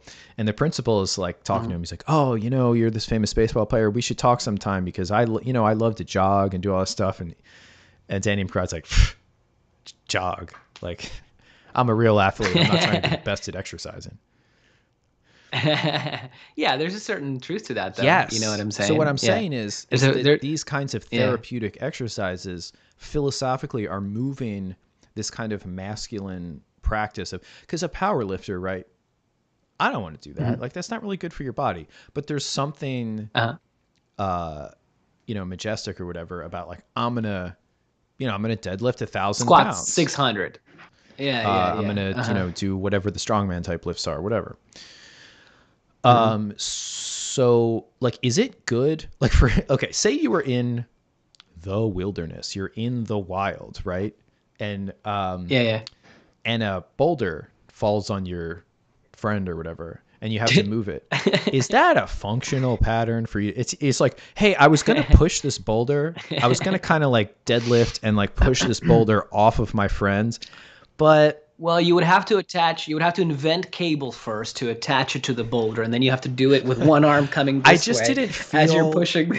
like the hip rotation was ideal on that movement. So anyway, Let me roll it back on you. Let me do it again. and you're like explaining back at the camp like why he's not with you. And they're like, so is he still out there? Like, yeah. So you see what I'm getting at? Like, exercising is this derivative thing from training for, say, the military or sport, which was for competition. Mm-hmm. So it's like you've got something you have to do in the world, and then you have your body. Mm-hmm. And you develop modalities to better equip your body to do that thing. And then we've gotten to a point in society where we're like, oh no, that makes my wrists. We're obsessed with the modalities. Yeah, where the point of the exercise is no longer to accomplish anything external to yourself. It's internalizing everything. And I would say kind of feminizing it, where it's like, oh, you're becoming this like nurturing mother to your body. Like, oh, I want my ligaments and my nerves to fire in this nurturing way. And not that there's anything wrong with, like, oh, warming up, like with bands or something before doing a heavy exercise. Like, there's things that people have just always known as a good idea. And then some, dumbasses ignore it and hurt themselves. I mean, it's the same thing over and over again. Tear their pecs or something like that. You know what I mean? I was not lifting. No offense. No offense. I said no offense. So it also reminds me. I'm kidding. Yeah, that's a case of you were actually doing something functional, right? You were doing something that just didn't work. I mean, well, that's the risk, right? That's the risk of doing something in real life. Is that, like, for example, like with boxing, I mean, you can, get hit. Well, the idea being the modalities hopefully can prepare you for what you want to do. Our boy... But they're retracting from that. Like, these people are not... Right. They're starting to make more and more of their time and focus on the rehab aspect. Oh yeah, they're just doing this. Yeah, and our boy, I was gonna say our boy Steve Maxwell, who's fucking 700 years old at this point and still exercising though. He has a great perspective on this, and I love listening to older dudes that are like still doing it, not like the fat ones that are like out of shape and like I used to do that, Yeah, and he has that same perspective, right? Where he says like everything works, all the modalities work, and he's fucking right. Like they all work. He's okay. Which ones do you want to do first of all? Then which ones have the most risk? Like, do you think, like, does Olympic weightlifting, you know what I mean? Does weightlifting work? Yes. Do you think it's a good idea as a 47-year-old man for you to learn how to snatch a fucking 225 over your head? Like, could there be some benefit from that? Yes. Could you learn something from that? Yes. Could you get more explosive? Could you get more flex? Yes. But is it worth it? Like, could you do that same stuff with some other modality that has way less risk, also takes up way less of your time? Like, you got to think about that stuff, right? Because otherwise you end up like those guys that, throw their barbell on their fucking back and then become paralyzed. And it was like, for what? Like, you're not even a professional weightlifter. For what? Like, what was that for, man? Wait, that kind of gets to the problem, which is there's not... people have this sedentary lifestyle. So when they look at exercise, they just kind of want to, I want my body to feel good and I want to like look good, have some muscle tone and stuff. But ultimately, and they also get confused, right? Because they get overwhelmed. You're like, like you said, you have this fucking functional patterns guy. You have this other guy. Patterns guy. You have the these guys will talk crap on like the everything squat. Else. Yeah, red flag right away. Because they talk about shit on everything. Well, that's Like, so what I'm saying is their modalities may be totally legitimately the best way to rehab yourself or to do exercise that has the least chance of harming any of your, structures, joints and whatnot. However, is that the point of exercise. Now, if you're just an office worker, you just want to do something for an hour a day so that you don't get fat and you look decent naked and your body feels pretty good and you can like pick things up at work. You can, your body doesn't hurt when and you're not going to like pop a hernia when you twist in the shower. You're not going to fall down, when you're 60 because you're still doing stuff where like your gait is good and you're not like dragging your feet around. Great, fine. But is that like the whole, because if they were just talking to that guy, like, hey, you don't care about being good at sports. You're not trying to anything.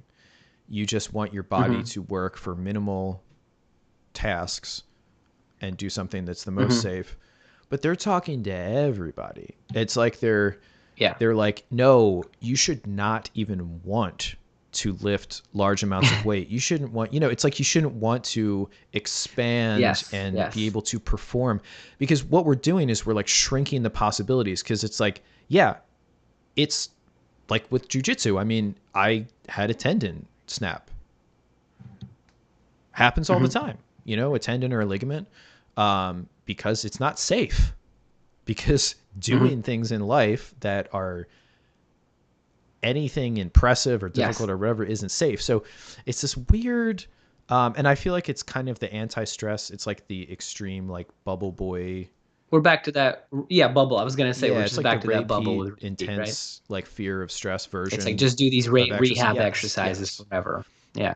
And the funny thing also, dude, that you brought up, you were talking about sports and it being related, is that the funny thing, man, that oftentimes, almost always actually, the people that are the best at any given sport, any fucking football, MMA, whatever, usually them doing any of these modalities helps them fucking 0%, or it just keeps them in shape to do something while they're not doing their sport. Right. Like, you'll take the most savage dudes that are great at whatever they do, fucking they could not do anything else and they would still be great at it. But because also, as like strength and conditioning, personal training, all this stuff, I mean, it became, I've been a part of this for a long time, and it's like, I'm just saying, it's becoming more and more of a business. So as a businessman, you do have to kind of sell, like, listen, you got to learn this technique, or you got to learn this, whether it be functional patterns or powerlifting techniques or weightlifting, you got to do this. It'll make you better, it'll improve you. And the truth of the matter is, dude, it's like, it'll improve you like fucking 1%. Somebody maybe just mentioned at best. That wrestler, what was it, Kyle Dake? Yeah, the one guy. And also, and also he worked with Jeremy Stevens, who, by the way, since he worked with Jeremy Stevens, he had like 5 losses in a row. And I'm not blaming that on functional patterns, but I'm just saying, for every one guy that you have that's super, I think Dake is just an extremely talented wrestler, and I think him doing some other modality, maybe wrestling is probably one of the break. things that actually functional patterns might be the most applicable to, because it's like your whole body. You're moving torso and you're using your core stabilized stuff. Sure. But dude, and also the other funny thing is that, dude, another thing, continue what I was saying, is sometimes the most gifted, best athletes do some of the most dumbest modalities. Like, if you think about them from a strength and conditioning point of view, for example, Mayweather, right? Hate him or love him, one of the best boxers of all fucking time, right? He may be the most boring fighter, you may hate, whatever. One of the best boxers of all time. He fought some savages back in his day, and he was great, okay? He would often do weighted dumbbell, shadow boxing, which, again, from a strength and conditioning point of view, it's fucking dumb. And they've done studies that, it'll make you slower. It'll make you slower because the weight is going down. It's not at all similar to a real punch. It's like a really dumb thing to do.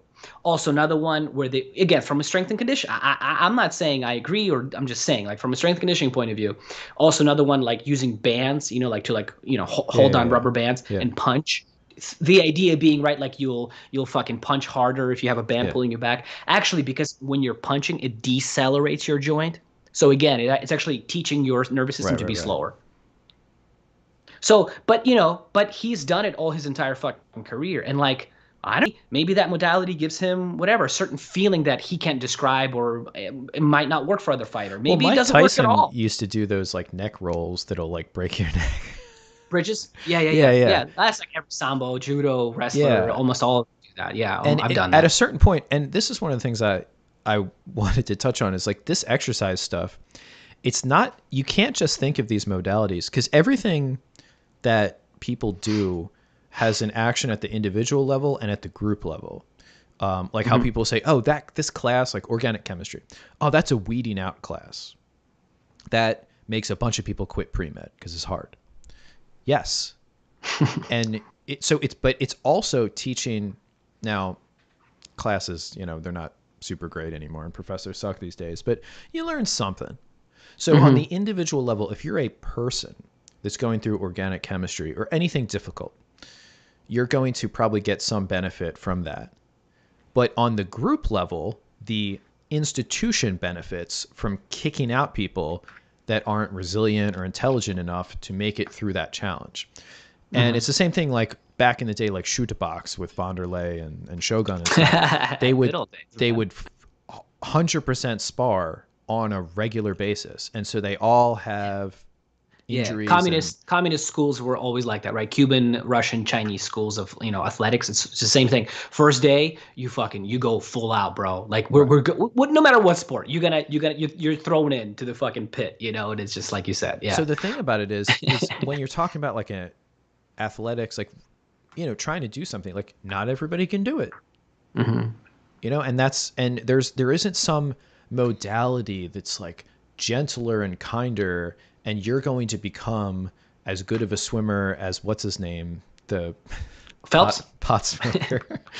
pot smoker, Phelps. Yeah, Because yeah. you some genius kinesiologist, anatomical, Hmm. you know Um, person knows that if you train your nervous system to fire this way, you yeah, can. yeah, yeah, yeah, yeah. It's like, look, this is just the real world, and like everything that's worth doing usually comes with a risk, and part of exercise is the challenge of it. And if everybody could just do it, like if it Hmm. felt good and was just massaging you to deadlift 500 pounds, then who would care Nobody would care. if you Yeah, could do it, yeah. you know? So that, You made me think of our boy GSP again, and his coach Faraz Sahabi, right? It was an intelligent guy. mhm. He said the same thing about what we were talking about earlier. Is you don't make a runner fast. Like a professional Right, Olympic right, level. right, You make him faster. right, He's already fast. He's already going to be top tier. He's already going to be top 10, whatever in the fucking right. world. So all that you can do is hope that you can make him faster. Yeah, And you most of can the time make you an can't. average person faster than they are, and Yeah. you can make like a top tier athlete like It just works the same way. fastest, Just right? again, the point is that there's no fucking, oh, you got to do, yeah, like I said, there's no modality where it's like, listen, if you just do functional patterns, bro, you're gonna win the UFC championship belt 100%. Like, you know,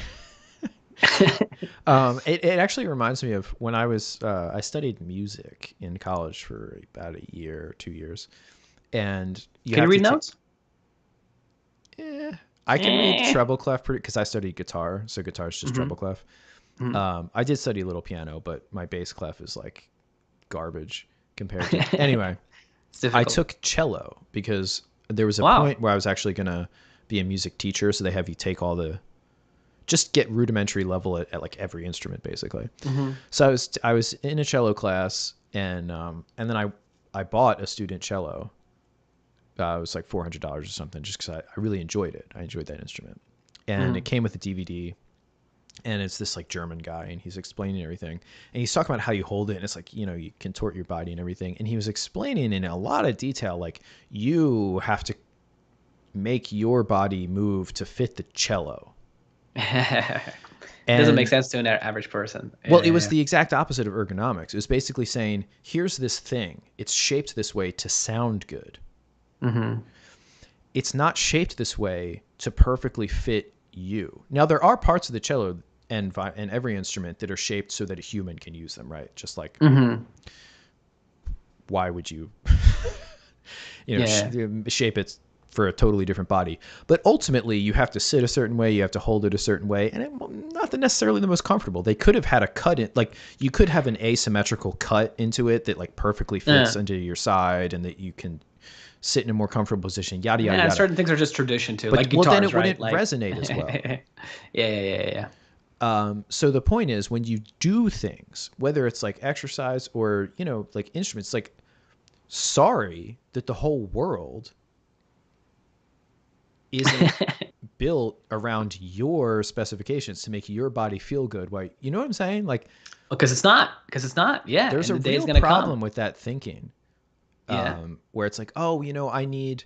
It's kind of funny because that same thinking is what made people put supports in shoes and then Yeah. take supports out of shoes. Out of shoes. Yeah. They're like It's true. the same guy, like 200 years separated. The same guy was like, because like the first guy he sees the shape of the foot and he's like, you know what? There should be something in the shoe that like goes up here and then and then 200 years later some guy's like, oh no, These are bad. Take them out. yeah, you got, because the muscles don't, they're not being Guys, challenged to come here. keep I got a themselves up. pulley here. We got to use a pulley for your feet. All right. So that's what I have to say about that. You get what I'm putting down here? Yes, sir. And so that takes us to the last topic here, which I wrote. It's really, I really thought that Yeah. looking at this, I think around 2 weeks after writing down a bunch of notes and not looking at them, they look like somebody else wrote them. Mhm. But anyway, health problems and the explosion of health modalities being a result of a predictable effect of collapsing infant mortality due to things like antibiotics to combat death Not from real. infection. Yeah, right. And I say most people born before the 20th century didn't, on average, reproduce. And Most dudes, huh?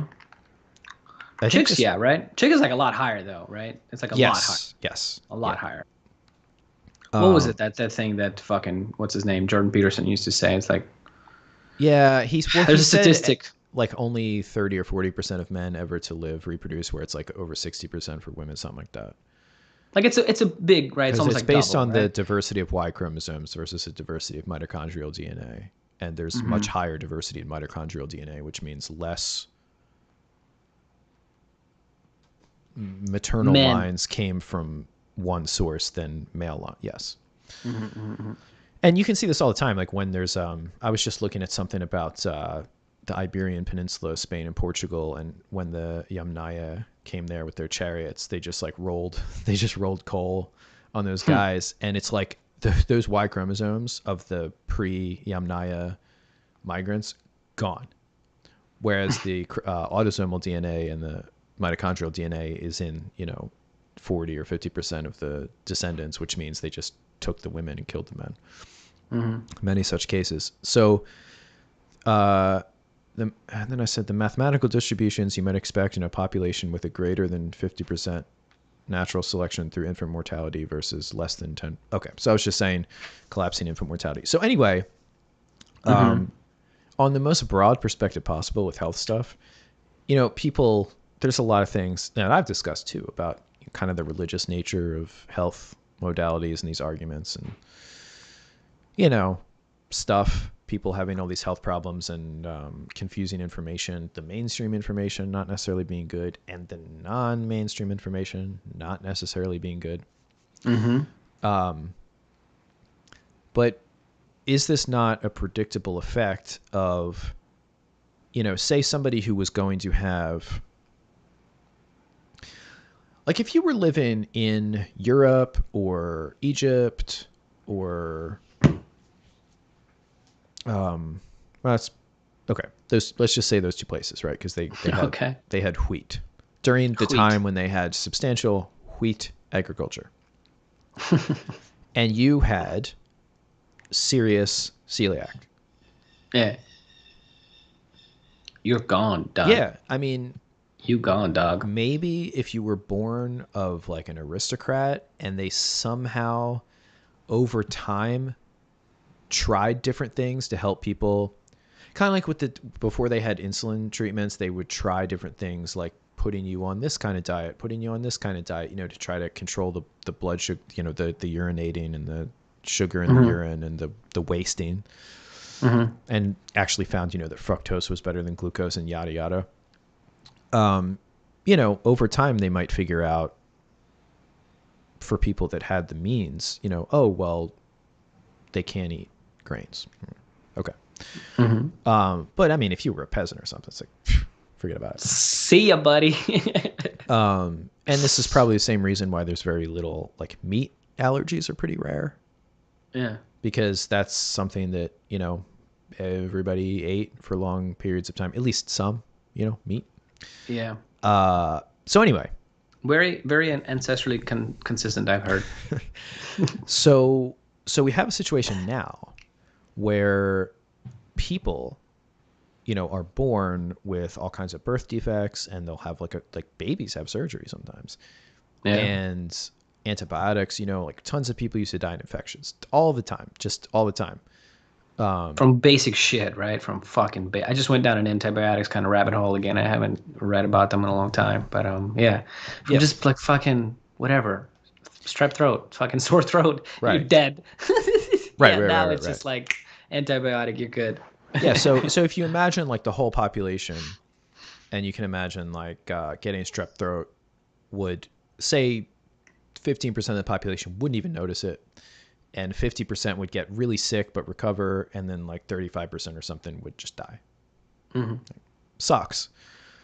But maybe the people that would be in that group that would die would have massive overlap with people that would have some autoimmune condition, or you know what I mean, like some kind of thing where they just, when they're 20, all of a sudden their digestive system doesn't work, or when they're 25 they have I don't know, like some type of, or like the hypercholesterolemia or whatever.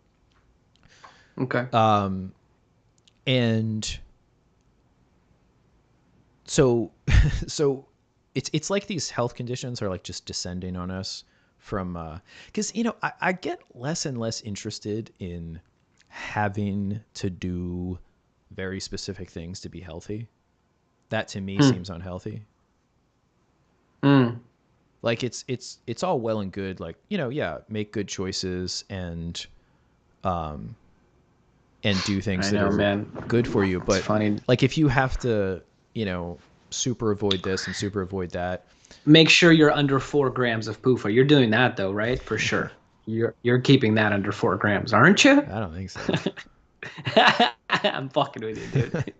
Dude, I had a friend visit me recently, and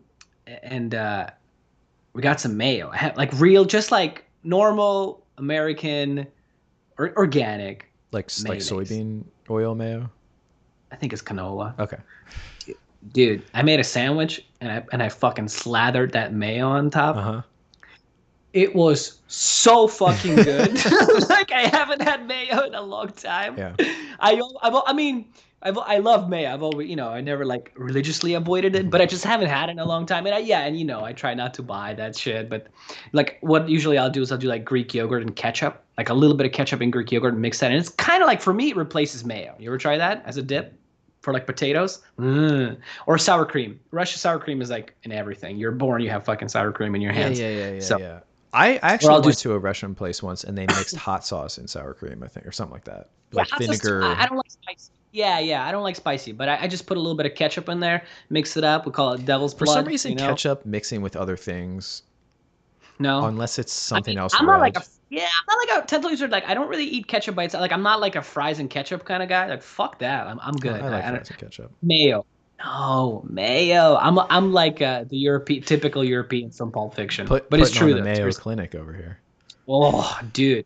But I had some of that, like, I think it was canola, but I can't remember. Yeah, maybe soybean. I don't know. But, it was organic. But, dude, it was fucking good. It was good mayo. Yeah, no, that's something that I miss as well. I used to like mayonnaise. There's a lot of, like, foods fried in PUFA are good. Yeah. They taste good.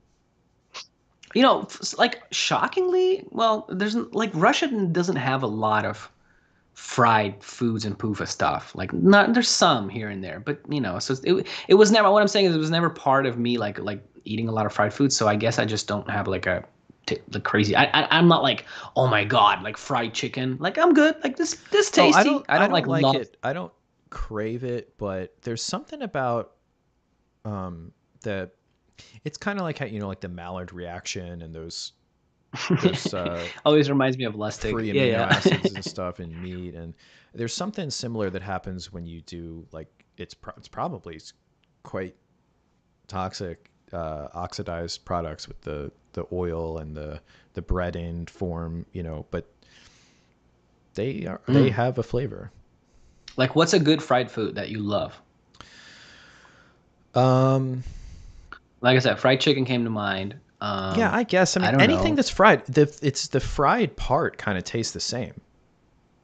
The crunchy. Yeah, depending on Oh, what. like you like tempura? Like you like a fucking shrimp tempura or some shit Yeah, like but this? that's a little the panko is kind of it's a little light. I think it's a less of a full flavor than an Hmm. American type fried thing. Like something like Mm. fried pickles is a really good because it's the salty I don't think I've ever snap. had one. Have you Like ever had fried like pickles? that's no. Wait, you mean like cut up in a pan or like an entire pickle dipped in like They're batter and cut up. shit? It's like bar food, like bar. If you go to a bar restaurant type place, it would be in an appetizer next to jalapeno poppers, which is fried jalapenos stuffed with cheese. I don't think. See, like I give zero fucks about that stuff. Another one like calamari, like fried calamari at like bars, zero fucks. I would just prefer it to be fucking just in rings by itself, not fried. Like you know what I'm saying? I don't know. Sometimes I'm just calamari is yes. rectal tissue. What the fuck are you It's talking called about right now, Kyle? bung. Is it really? Now that Bung? was on that was a viral story that was on NPR like 15 years ago, where I I don't think it remember was in that. China, in parts of inland China, not near any source of squid. Hmm. They would take supposedly they would get pork bung and wash it, Mm. and it's this So pork if assholes. yeah if you cut it up into that size rings, it looks just like a ring Mm. of calamari, and you Mm. could Mm. and at the end of the show they fried a bunch of pork bung in such a manner and calamari and had the people in the stupid NPR office So could they tell apart? no. Oh wow. Chinese are savages, dude. Yeah, I mean, so Oh they man. never found a smoking gun of anybody that was actually doing it. It's just this old kind of urban legend that meat Hmm. producers they'll have like a bucket because they'll kill the pigs and everything. Take this, take that, take this, take that. This stuff goes to Yeah, pet yeah, food or yeah. whatever. And they'd have a bucket that just says like bung, and people are like, oh, that goes to some places that serve it as fried calamari. It's like the pigeon thing in England, right? Where they kept noticing all the pigeons are kind of like the populations are getting smaller and smaller. And all the Indians were kitchen pigeons and fucking. I thought that's like English. That's just a No, it's a real thing, dog. traditional Nah, dish. well, yeah, but they were selling it as like chicken or whatever, chicken Uh, masala or those dishes, But it was not real chicken. I mean, kind of chicken, I guess, but Pigeon tikka masala. yeah. Yeah. Yes, sir. Well, we got some questions there, or did I throw off the No, train? I Great think train was there. that it? Was that did we fully discuss that topic about? Oh yeah. So infant mortality. So you were saying before something simple would kill you, right? Now we Yeah. got Actually, antibiotics, and somebody you were said kind of Broda Barnes implies that the people that would have died of tuberculosis now die of heart disease. So that's interesting because that's kind of like a Ray Pete I have that book. source. I've asked you. I wanted to do a little thing about it. I have it here somewhere. His little because he has a hard book too. So yeah, but it's like the same thing. Take thyroid. Yeah, so that's interesting because that's a very not exactly the Ray Pete perspective on things. That statement about, but yeah. So I think one of the reasons why we have so many problems in the health space is like I've been trying to highlight these grifting type people that are not they're not really trying to like get to the bottom of things. They're just trying to kind of get a Hmm. good marketing thing going. Um, There's the doctor problem, which is almost like a macro version of the individual online grifter. But it's like a whole institution that's kind of sovereign in the state. So in some ways it's worse. And then, people don't generally care, like, until they get sick or whatever. So that, that's a whole other problem. But I think that there's this hidden problem, which is that, and you can call it a problem. I mean, not even to put just a total value of Wertfrei analysis, is that if you collapse infant mortality from, things that might be associated with having a poor immune system or a poor this or that, you should just expect that there will be an uptick in health issues, and it might express itself as a sensitivity to a certain food. Like, most people can eat this food and not really have any problems, and then there's this 10% or something, whatever it is, that has an issue. And people treat that like it's just this problem, falling from the sky. But if you think about it in the past, I mean, like I was saying, with a population that consumed like a ton of grain or whatever in its history, that would have been almost impossible. Not to mention they didn't have antibiotics anyway. So a lot of people that may have developed that sensitivity later in life probably would have just croaked in infancy. Who knows? Or like, why is everybody hypothyroid? And it's like, is it really just like vegetable oil and like microplastics or whatever? Or like, what I mean? Like, could we produce a population? And it's the same thing with lifting weights. Could we just take a bunch of people and give them the microplastics and make them do non-functional extra, and have them not ergonomic, seated curls on a machine, and all of this stuff, right? And then just let those people that could survive that and be kind of okay or whatever, have them reproduce over and over and over again, and then eventually have this population that, like, nobody is like that. Nobody has food sensitivities, nobody has this, you know what I mean? Is that the nature of physiology, or is the nature of physiology that it just randomly pops up in different people? You know what I mean? So which one is it? Well, see, I don't know, but I think A little bit Ray of would both? say, here's another thing. People like in the Ray-Pete sphere, and in this way, I don't want to overly criticize that, but it's kind of like, you criticize what you're closer to sometimes than what you're farther away from. It's like Nietzsche criticizing German nationalism because he was German. Sure. So people are very comfortable with, because people will say, oh, inherited bad health from my parents' poor lifestyle and epigenetics. They're kind of comfortable saying that, right? Yeah. So why aren't they comfortable just saying maybe it's inherited genes? Oh no. Oh, it's epi genes, but not. It's like, what? Why does it offend you so to just get rid of the epi? Like, can it be? Well, I guess because it implies you have no control over it. But you don't have control over the epigenetics. Well, you don't. You do. I do, Kyle. Well, if your ancestors. If I don't smoke, if I eat salads. Yeah, but some of that stuff is intergenerational. I get you. At least that's the idea. I get. So somebody in the comments said Pete says a lot of stuff about Lysenko as type. Yes, he actually says. I was looking at months ago. I had a newsletter from like a year or two ago, and he has a Lysenko quote on the top of it. He usually has a quote on his newsletters. What was the quote? It was damn it. Or whatever, roughly. I actually don't remember what the topic was. I think it was just a general criticism of Western science. But it's like, that's pretty rich coming from Lysenko.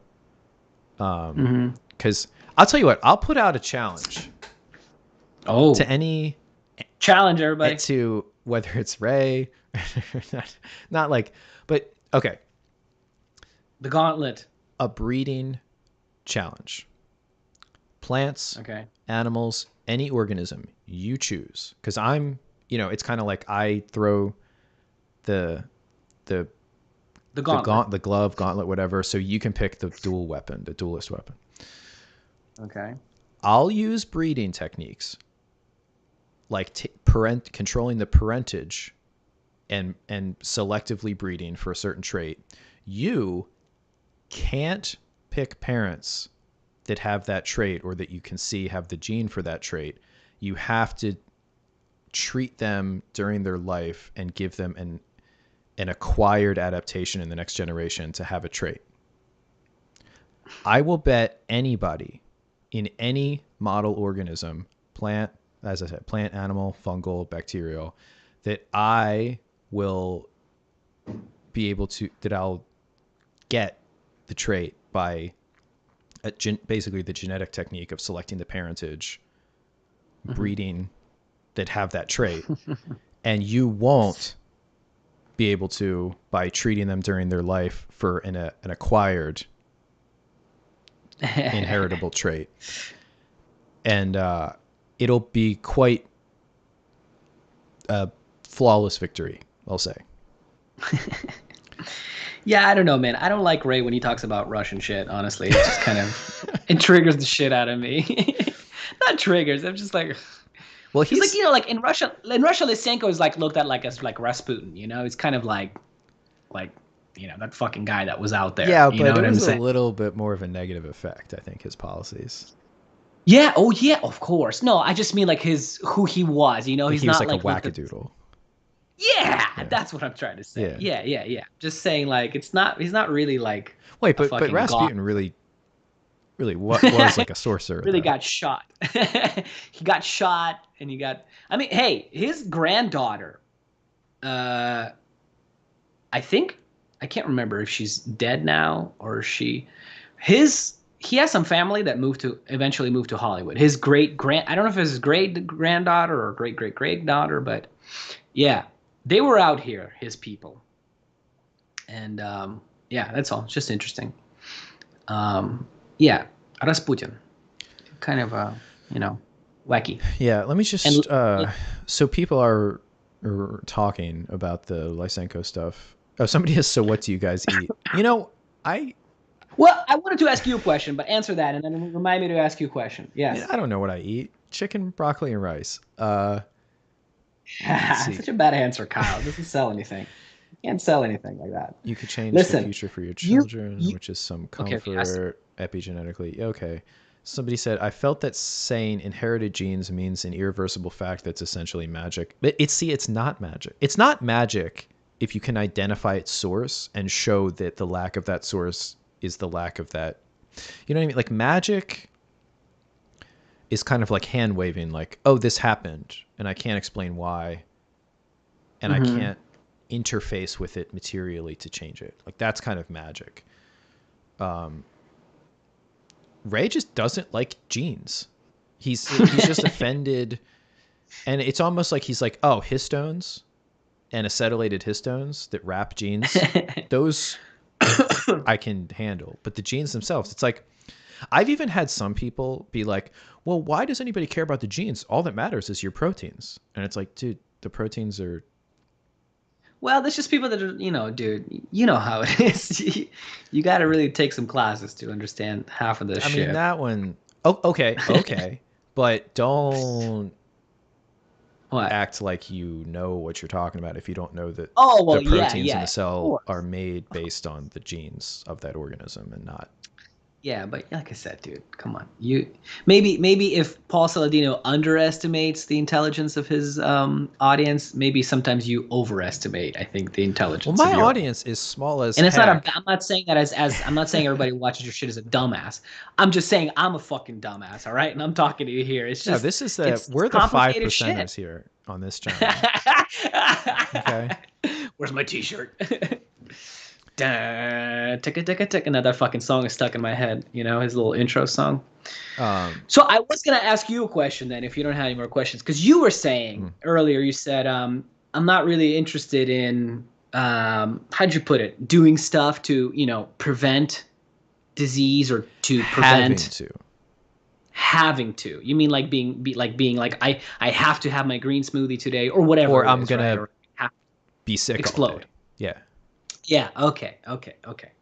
So you weren't saying that you're just completely disinterested, because I'm kind of in that same boat, bro, where I'm just like, oh, sometimes, yeah, like, Well, it's I not had a that I'm mayo sandwich. disinterested. It's just like No, it's you, not you realize healthy how to complicated it is. Like, have. It's not mm, healthy to like. There's actually remember that the like hillbilly comedy or redneck. Remember like Jeff Foxworthy and those guys who were popular in the late yeah, '90s. And there oh, was one yeah, your guy. collar comedy Yeah, tour yeah, or yeah. The whatever. blue Yeah, yeah. collar. Yeah, there was one guy. I forget his name. He wasn't Jeff Foxworthy, but I think he was friends with them, and he was talking about Uh, going to L.A.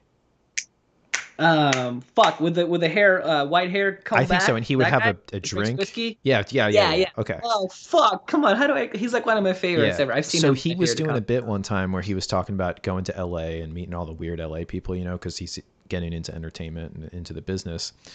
And Uh-huh. he, making these friends and they're all vegetarians and everything. And the one person says, oh, I don't feel that good today. I had a little bit of broth and I think it might have been beef broth, not vegetable broth. Yeah, yeah, yeah, yeah, And he yeah. kind of snarkily, he's like, yeah, you're telling me you're healthy and your system kicking back beef broth. Broth, and he has this like broth, right? Like Yeah. real expression of his And face. he was a real, like, it was a crude way to say it. And it was kind of I mean, some things are bad for you. And maybe it is a sign of health that you're more sensitive to them, some things. But he had a point. Hmm. I mean, yeah, if you're so sensitive that changing one little thing, or, I mean, beef broth is good for you. Yeah, and it could be some of it is psychological, at least with some of these people, because there's it just depends Oh, who it somebody is. said It's Ron a White. Ron White. That's right. That's the one. Good man. Good man. Respect. But so, yeah, so I Yeah. think that the thing about robust health, and so this is the thread that connects all of these topics today, right? So essential nutrients, the hormesis, the stress versus Hmm. anti-stress, the high value foods, the lifting modalities, and kind of babying yourself as your exercise philosophy versus challenging yourself or whatever. Hmm. And then the health problems being perhaps partially just because we've suppressed infant mortality so much with technology.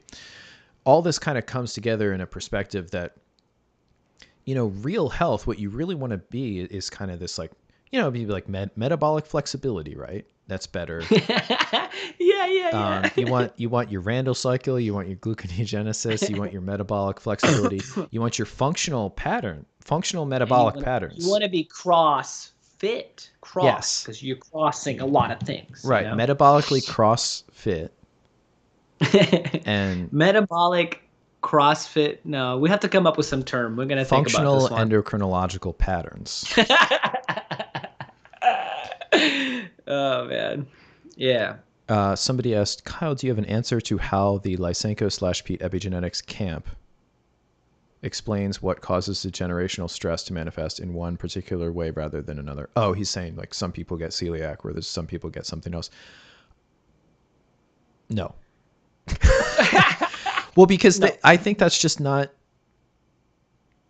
They would probably say some type of nutritional deficiency or environmental thing that Yeah, is it's always easy to pull that negatively out. affecting the organism is causing general problems. Because if you think about it, if you have general, like, the most simple model of getting sick possible is just imagining your body, right? And every organ system, right? And they're kind of connected, but if we could imagine them as separate as possible and thinking each one has a certain amount of like hit points or something, and then you Hmm. have like a Hmm. general stress, a general negative health thing, like say Hmm. just lack of sleep, something very general. The Hmm. one, your system that has the lowest hit points is going to be the first one to get knocked out, right? So like for Hmm. one person, it's something in the digestive system. For another person, it's in the cardiovascular, yada, yada, Yada yada. yada yada. Okay. Of course, all of these things like environmental problems are not general. I mean, smoking doesn't impact your digestive system as much as your lungs, right? Correct. And Hmm. so, yeah, I don't think, yeah, to me, it seems like health problems, yeah, they manifest because people have these different potentials that, by the way, it's not just genetics. See, that's the thing. That's how you know that there's no real argument against genetics, because the only real argument against genetics is to say, oh, so you think everything's genetics. Well, And once somebody's saying that, like whether you're debating politics, you're debating like philosophy and or science or anything, if somebody's response is to just throw your thing back in a straw man, like, oh, so you think, yeah, then they don't really have. There's no point. Well, there's no point in having that conversation. Well, they don't Yeah, have. I gotcha. Uh-huh. Like if oh, I'm not sure about this religion. Oh, so you think there's no meaning to the universe? Oh, so you think all religions are stupid and there's no God? So and it's just like, did I say that? Oh, so we were just like born. You're just like born and there's no meaning in life. Oh, okay. And what people are actually saying when they do that is they're projecting their own fear of a lack of meaning. So like, if you challenge somebody's belief, like this thing with with genetics, right? What people are afraid of is not having control over their health. So they run to a belief system that says it's all in your hands. And if you like eat enough white sugar and take thyroid and chicken, whatever, or eat highly valued organs and glands and stuff, or whatever it is, you can recapture your health if you've lost it or preserve it. And yes, you can improve your chances of having good outcomes in this, that, and the other thing by following nature's laws. But I mean, you could do everything right, but you could have an underlying condition like what happened with Ziz, right? I could probably take his cycles and not have died of his heart condition. Yeah, because he already had. Because he had a congenital heart defect. Family history, yeah, and he had a fucking congenital. Right. Yeah. So, did he do the wrong thing? I mean, could he have known? I mean, it's things. Things happen. Like you could be walking in the woods and a durian could fall from a tree in Thailand and hit you in the head, and they're definitely heavy enough to kill you. And it's like, was it ancestrally incorrect to be walking in that jungle at that time? I mean, but that doesn't mean everything's random either. See, because then people go, oh, so there's nothing we could do. So you just Kyle. Okay, Kyle. All right, Kyle. So we're just. So you're just saying, no matter what I do, I'm going to get hit in the head with a durian and die. You shouldn't even care what I eat. I should just eat McDonald's every day and whatever. It doesn't mean anything. And I think actually a little Hellenistic Apollonian culture is useful, because in our culture, in the kind of Faustian, post-Faustian culture, we are obsessed with the ability to control and achieve. But if you read classical literature, well, it's also fucking America, first world problems, bro. Well, America is the ultimate expression of post-Faustian, which is, we can do anything, just be nice. Like, oh yeah, we're gonna totally beat Russia because we've got like 10 trans admirals, and they're totally heckin' valid. But, Kyle. But anyway, this is not a political channel. So in the classical world, like if you read Homer, or any of the super famous classical authors, things just happen. Like the gods will just be like, you know what? Fuck that guy. And he's like the strongest warrior, and you're getting drowned today in this. Yeah, no, he doesn't even, because the god in the classical literature, the gods will actually take offense sometimes, and the author will go out of his way to kind of make you understand it's not even the person's fault. Like it's not like, oh, he went to their temple and took a shit, and so he was cursed by Poseidon or whatever. And he's sailing and he got drowned. No, Poseidon can just be like, no reason. You know what? See you, dog. I don't like that guy. And but were Hellenistic people fatalistic in the sense that we think of fatalism? Like, did they not try to accomplish anything? No, of course not. They understood that you can affect your life, but there are also, they also believed in the fates. And they didn't have this kind of dualistic, like either everything is fate or nothing is fate. Because that's kind of where we've gone with the post-Faustian world, where it's like, like I was saying, oh, so everything's genes. Blah, blah, blah. Like, Okay, Kyle. All right, buddy. It's all in my fucking head, isn't it, Kyle? Huh? When I eat better food, it's just in my head. right. You know, I'm telling you, I'll just eat whatever eggs. I won't even buy the pasture raised eggs anymore. You can go fuck yourself, Kyle. All right, buddy. Right. Right. One time I had this girlfriend. You And had one girlfriend? I had one. I'm It was my surprised. only one. I know, dude. I'm still a virgin though. But anyway, so I stayed at her place, and her roommate invited a dude over, and her roommate got fucking plowed that night, and they got wasted drunk. Mm-hmm. Yeah, and they offered us some alcohol. We got drunk with them. Everybody got fucking drunk, like really bad. Next morning we go out to breakfast, and the server comes up and what would you guys like to order? And her roommate is like, are these eggs, are they really free range? Or and it just like was one of those moments where I was just like, I just started laughing, dude. It was great, so yeah, one of those moments. Yeah. Somebody said Good times. that they hear a lot of people talk about how they expect to get the diseases their parents got, and that they don't try. Yeah, so that's true, and that's kind of why. That's why classical fatalism, I think, is more useful and true than modern fatalism, because like the concepts of zero and infinity that we have now are not really the same. Like if you read the Bible and it's like infinite to the Bible was like 7 times 7. It wasn't. Should you only do it 7? No, you should do it 7 times 7 or 70 times 7 or whatever. That to them was like, oh God, that's like the biggest number ever. That's too much. So, yeah, if you have, if everybody in your family, here's what I'm saying. If everybody in your family has a certain type of cancer, yeah, I mean, avoid the stuff that makes that cancer more likely, but don't be like, I will never get a cancer screening. Because I've been taking like 2 grains of fucking thyroid. I'm telling you. No fucking way I'll get methylene blue and aspirin. Everybody knows methylene blue stops everything. Fucking that Yeah. one guy said it. I'm telling you. I'm not even going to look into it. So and again, you can like, okay, in my example, because people are always asked, oh, what do you do? What do you eat? Fair question. I full on don't see like, okay, if I say there's like if I have a cousin or something or whatever, and they're they start getting like colon cancer screenings, like how they recommend that for men, or prostate cancer and stuff like that when you're like 45 or something, I don't know. Mm-hmm.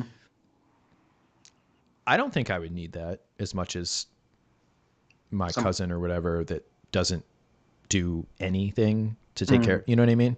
Yeah. Like yeah. I'm not just sitting around being like, oh yeah, I'm totally going to get the same disease at the same time. There's nothing you can do. Yeah. With that one, what's that fucking, also sort of the, fuck dude, today I'm sorry, I'm slow. Aubrey de Grey. Do you know what I'm talking about? Sounds familiar. Long bearded fella. Oh, one of those guys that studies, lifespan, and like the other Australian guy, which we talked about with the funny teeth. You know what I'm talking about? I posted about him before on my on the wall. Oh, I forgot. You know what I'm talking about, though. That one fucking guy. Anyway, I think his name is Aubrey de Grey. And anyway, yeah, and he's just one of those guys, just like what you're saying, though. But he's like, oh, it doesn't matter. If you look at lifespan across, whatever, cultures, people, it doesn't matter what you do. Zero fucks given. So David Sinclair? Yeah, David Sinclair is that's what I'm saying. He was this the Aubrey de Grey guy. Yeah, Aubrey de Grey or de Grey. I don't know. It's like something. Well, okay, real quick, though. Yes, sir. Yeah, Aubrey de Grey. I was right. That's the problem with big data.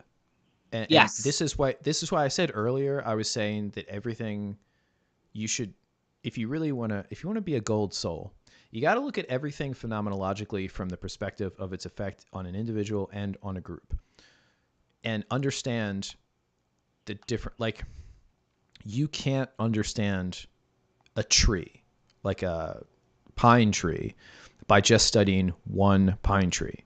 Okay. Like if you're in the woods and you're like, I got the pine tree, I'm analyzing all of the chemicals that make up its bark and its inner layers and the xylem and the phloem and all that crap.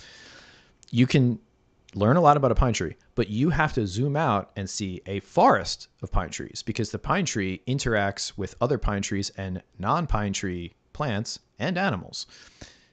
And that's part of what makes it, because some things, if you just thought there was one pine tree in the world and that was the only thing, why would it have, why would it try to be tall? Right? So like, there's all these things that it does that's in effect with other things, right? So when you look at population data, these kind of like overly number crunching people, Yes. you can actually see, that on a population level, zero fuck given, don't matter. If there's do a whatever population that has like a really high incidence of the breast cancer gene, like the BRAC whatever gene, they're going to have a higher amount of breast cancer, even if they do everything that, that even I would consider would be a good idea to try to prevent getting cancer, than a population that has like no incidence of that gene and just kind of lives like a lifestyle not concerned with that outcome.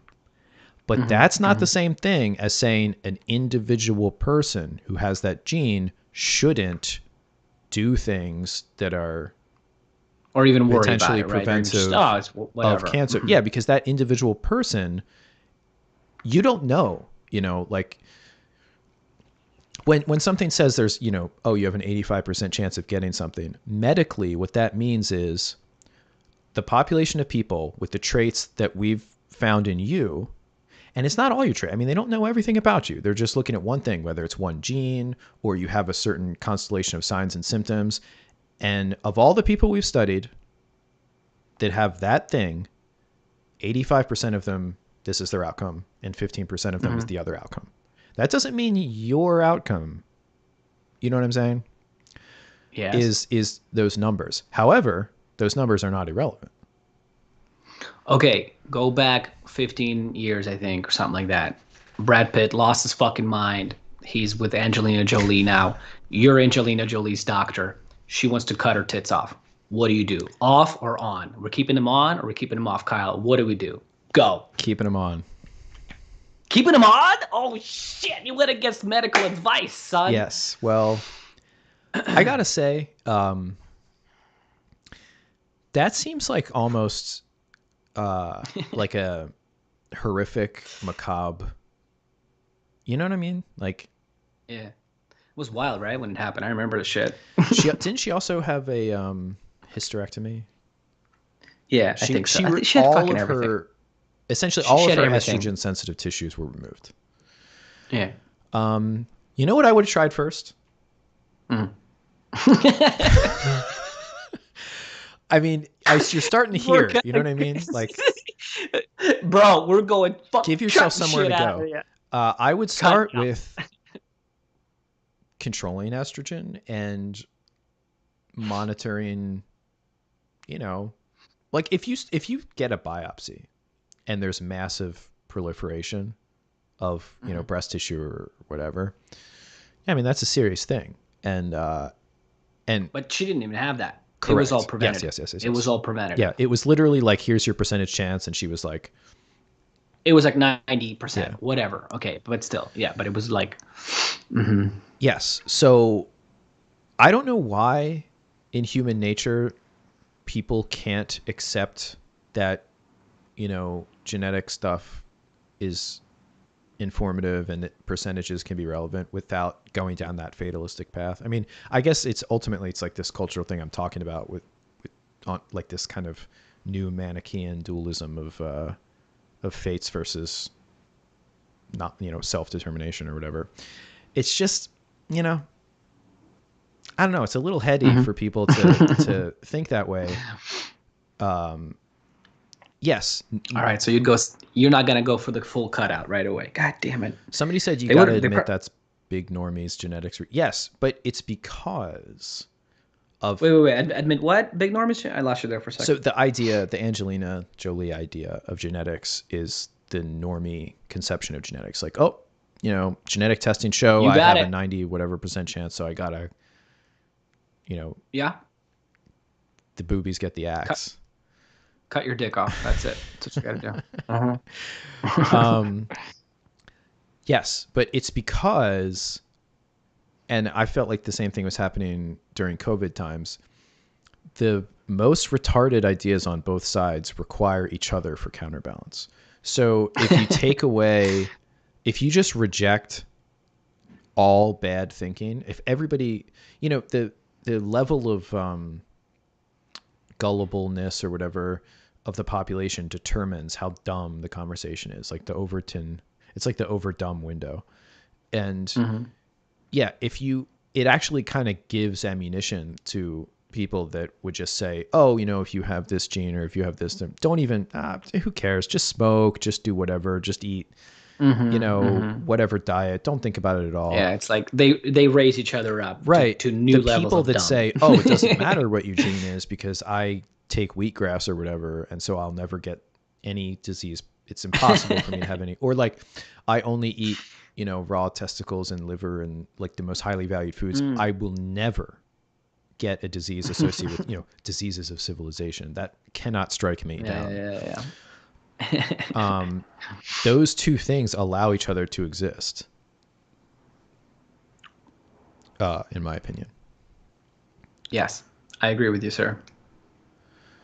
Do you think most women would benefit from a little progesterone supplementation after menopause to help prevent diseases driven by unopposed estrogen?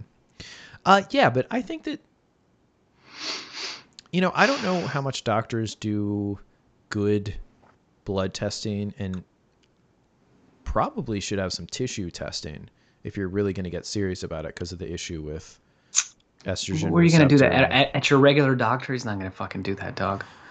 Well, your regular doctor ain't doing shit. Well, they do blood tests. No, I'm saying you could. You have to. Right now, we're at a state where you have to spend a lot of money if you want it. You could do that stuff. You go to those fucking whatever centers and get some of that stuff done, but it's expensive. But you can if you're really worried about it and you're serious about it. Well, I just mean I don't think people should take any. Okay, progesterone is probably the safest strong steroid. So I would say DHEA and everything else is a weak steroid. You know what I'm saying? Like, whereas the strong steroids are testosterone and all of its derivatives. There's less of a cascade. Estrogen, so progesterone. You wouldn't worry about somebody taking a little bit of progest, a little bit of DHEA. Well, I would say that's the safest of the strong steroids. But I would say the strong steroids are not safe. So anything that's effective is more likely to, you know what I mean? Like if it can work, it can also harm you. Yeah, it can. When you're done with it, it can fucking unwork you. Like that's how you know it's working. Well, but it's true. So I would be really reticent to just tell somebody sight unseen with no blood work, no suggestion of what their actual hormone levels are, to just take a hormone. Just rub it on your gums, dog. Progesterone's good for you. But if you were to take a hormone, I mean, it's certainly safer than estrogen. Yeah. I mean, if your doctor, I'll tell you what, if your doctor's putting you on estrogen, take progesterone. Like if your doctor's just giving you straight up estrogen with no progesterone, try a different doctor first, I would say, bro. Progesterone. But if you're just, I don't know. I mean, yeah, like I said, progesterone, it seems to be not that dangerous, of all the things. And I mean, testosterone is not that dangerous either, but. Yeah, but that you feel that one, dog, when you're done with it. I'm telling you, been there, done that. Oh, man. Someone said, I have an intuitive feeling that DHT is about as safe as progesterone, but Pete focuses on the feminine one for gynocentric ideological reasons. Yeah. Pete does love women. They're superior. What's that one? Yeah. Physiologically. Yeah, what's that one book where he's got like a cover of Venus on it or some shit? I had a copy of it somewhere. Oh. I think it's like Mind and Tissue. Is that the one, maybe?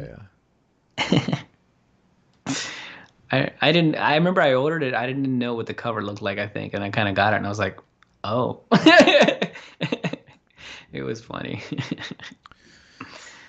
All right. Well, I think that's about it. Yes, sir. Good. No more questions. Yeah. Hey. Yes. Forearm pain.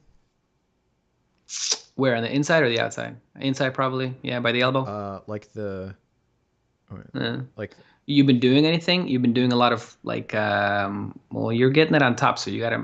How are you feeling on the inside, on the flexors?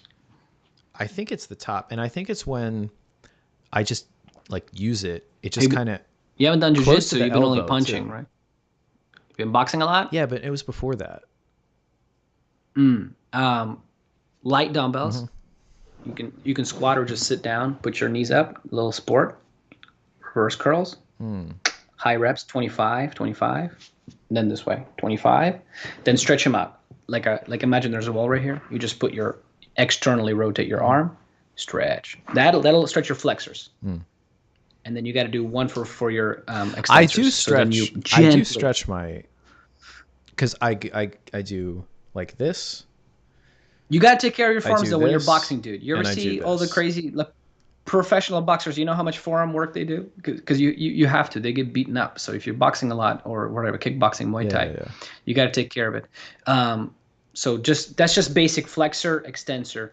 Then you could take a little dowel. Take a little dowel, hold it. Imagine I'm holding a dowel. That's for your, and you know, the longer the dowel, the more weight you'll have kind of pulling on you, right? So you're just kind of twisting it up, twisting it up. Same thing on this way. So just getting some of those twists in, and then a little bit of stretch. Three sets, 25, 30, like lightweight. So you get like a burn and a pump in there. Lightweight, and then stretch them out. You got to do it though. Every workout at least, like it'll take you 5 minutes once you get the hang of it. Gosh. Every workout, let them adapt, and then you'll be okay. And then you cycle. It's just like in cycles, because you're only going to be able to do it for so long, and then you'll get fucking sick of it. Oh. Okay. All right. So thank you everybody. Yes. Thanks for watching. So I guess we're back. Have one more next month, and then I'll be leaving Florida. Already? I thought you say August. Well, that's when I'm. Is this you announcing right now? Is this your big announcement? Are you announcing it right now? Nutrichronology is going international. Oh my goodness Christ Almighty! Where is he going? No, I'm just like moving my stuff to like my mom's attic and stuff for June and July, and just taking care of, I guess, getting like a residency permit. Oh, you're gonna be done. You're not gonna be working with June, July. You're not gonna be working. Oh, so you got 1 more month left. Okay. Oh, dude. And then I'll be heading to. Drum roll. Sweden. Skull. So. So thanks audience for the best months, and then you're gonna freeze your fucking balls off. Yeah. It's like. Yeah. Talk to me during the winter. I'm curious. I will be talking to you during the winter. I hope. Maybe we'll do a fucking an international stream, a Frenbolone one. That'd be nice. Well, I mean, it's gonna have to be. Yes. So we're gonna keep going. Yeah. Yes, everybody. Yes. And I'm hoping to start having more Swedish babies, scientists. Because I was actually thinking of asking some guy. It was kind of a weird situation socially, but a job I did not get an offer for, but I did interview for, with a lab in England, and he does work on CO2 binding proteins. And I was like, oh man, repeat people would love that. Ooh. So I was thinking of asking him if he wanted to do. Why don't you? Well, I'm saying it's like kind of socially awkward because it's like, hey, guy who didn't hire me. I don't know. I'm just saying. That's it. Hey, guy. I got a different job in. Yeah. No, I'm gonna do it. I'm just saying it's kind of weird. Your topics are Stockholm. Do it. Don't be. It's actually Solna, which is just north of. It's basically Stockholm. Solna, Skål. Fuck it. Gonna be eating that fucking what's that? Kalles. You ever have Kalles? What's that? No. Kalles is it's caviar, but they make it into a paste. It looks like it's like a fucking toothpaste tube. You just squeeze it on some crackers. I mean, I know what's the herring is. Yeah, herring is classic shit. They have a herring word for it. Selyotka in Russian. I don't know how it is in Swedish. So I know sandwich is smorgas. Smorgas, yeah. Milk. A repeat person's going to want to know how to get milk. For sure, dog. Cookies are keks. Well, you know, hey, Kex. right? You know how to say hey, kex. Kek, kek, kek. You know, hey, it's Yeah. hey. Uh, You'll be all right. It's pretty easy, I think. and yeah, what other food? Anyway, But they all speak fucking English like perfectly with like almost zero accent. yeah. So you're gonna be fine. No, You're not. I've been using my Duolingo. It's gonna be. Oh shit! But I'm telling you, they all speak like perfect English, and it's not like you're going to Russia, some shithole town in Russia where there's like nobody will understand you. Oh, is that Herren Söstromen? Yeah. Somebody in Systemin? the comments. We have a Swede in here. Damn. Maybe. Respect. It's good. It's good. All right. Okay. So. All right, everybody. Take care. Cheers. We'll do one more in a couple of weeks, eh? Before you move. Yeah. Sometime during May. Okay. Peace out, everybody.